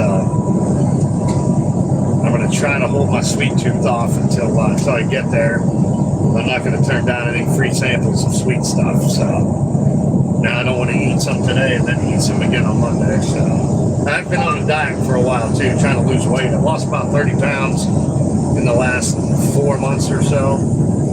I'm taking Shannon's the Michael GLP-1s says, now. what time tomorrow morning? McDonald's fired me says I never knew they take half of a thyroid. That's interesting. Yeah, I never knew anything about thyroid surgery or any of that stuff before I had it done, but I know if they would have taken the whole thyroid out, I would have to take a prescription every day for the rest of my life to regulate the hormones or something like that. So very fortunate to not have to deal with that. So, but Yeah, I've had this a lot of health stuff over the years. Had a Shannon's Michael blood clot. says, when are you going to the hospital? Well, I have a physical next month. That's it. And I have another hospital visit scheduled besides that. But then the time tomorrow, I'm trying to run some math in my head right now. So it'll be mid-shift. I'm going to say, give or take, around 11 a.m. Could be an hour before, hour later. I'm going to wait until I get... McDonald's fired me says you're talking about Synthroid medicine. near Nashville before I start tomorrow, so probably 10, 11 a.m.-ish, something like that.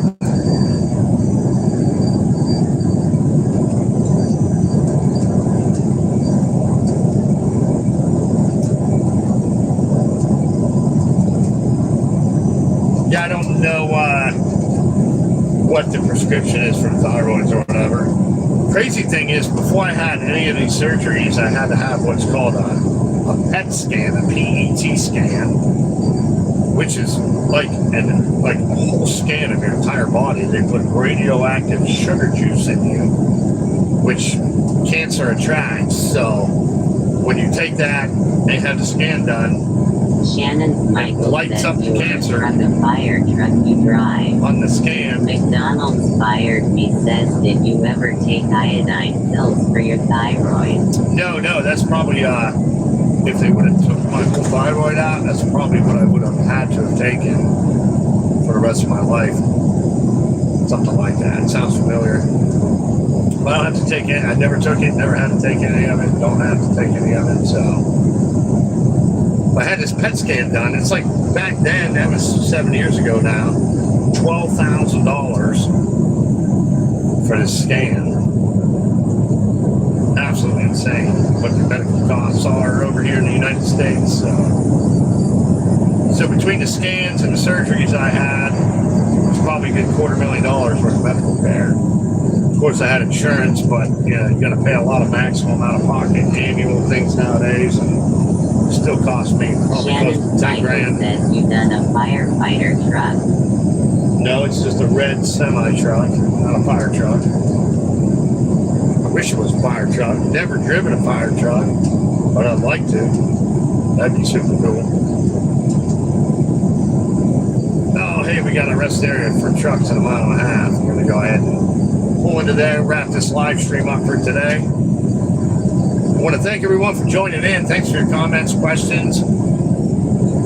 It's been fun chatting with y'all. Hopefully, see you back on here maybe tomorrow. Do it again. McDonald's fired me says I had a PET scan from head to toe. Yeah, those things are pretty crazy, man. It's pretty.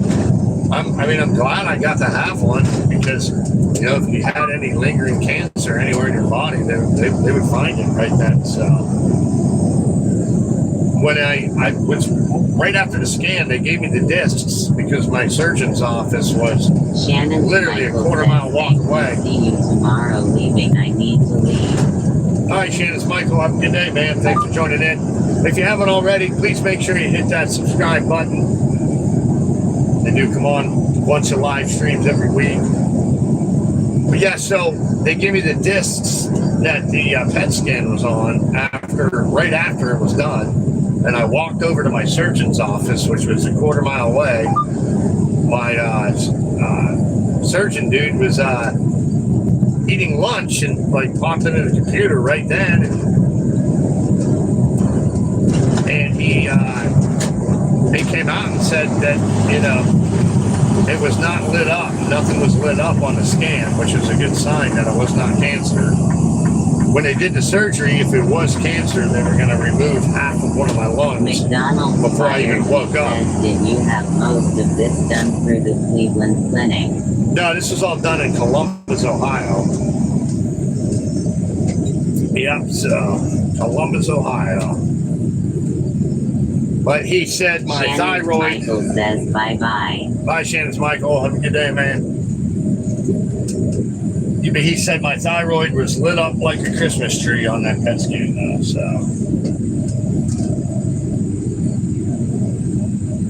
All right, going to wrap this live stream up as soon as I get parked here. I want to thank everyone for joining in. Thanks for all your comments, questions. It's been fun chatting with y'all. I'll be back on here tomorrow, hopefully late morning-ish at some point.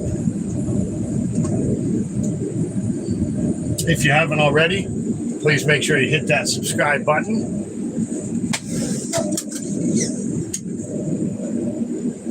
And you guys have a great rest of the day. I'll talk to you soon. Bye now. Shannon's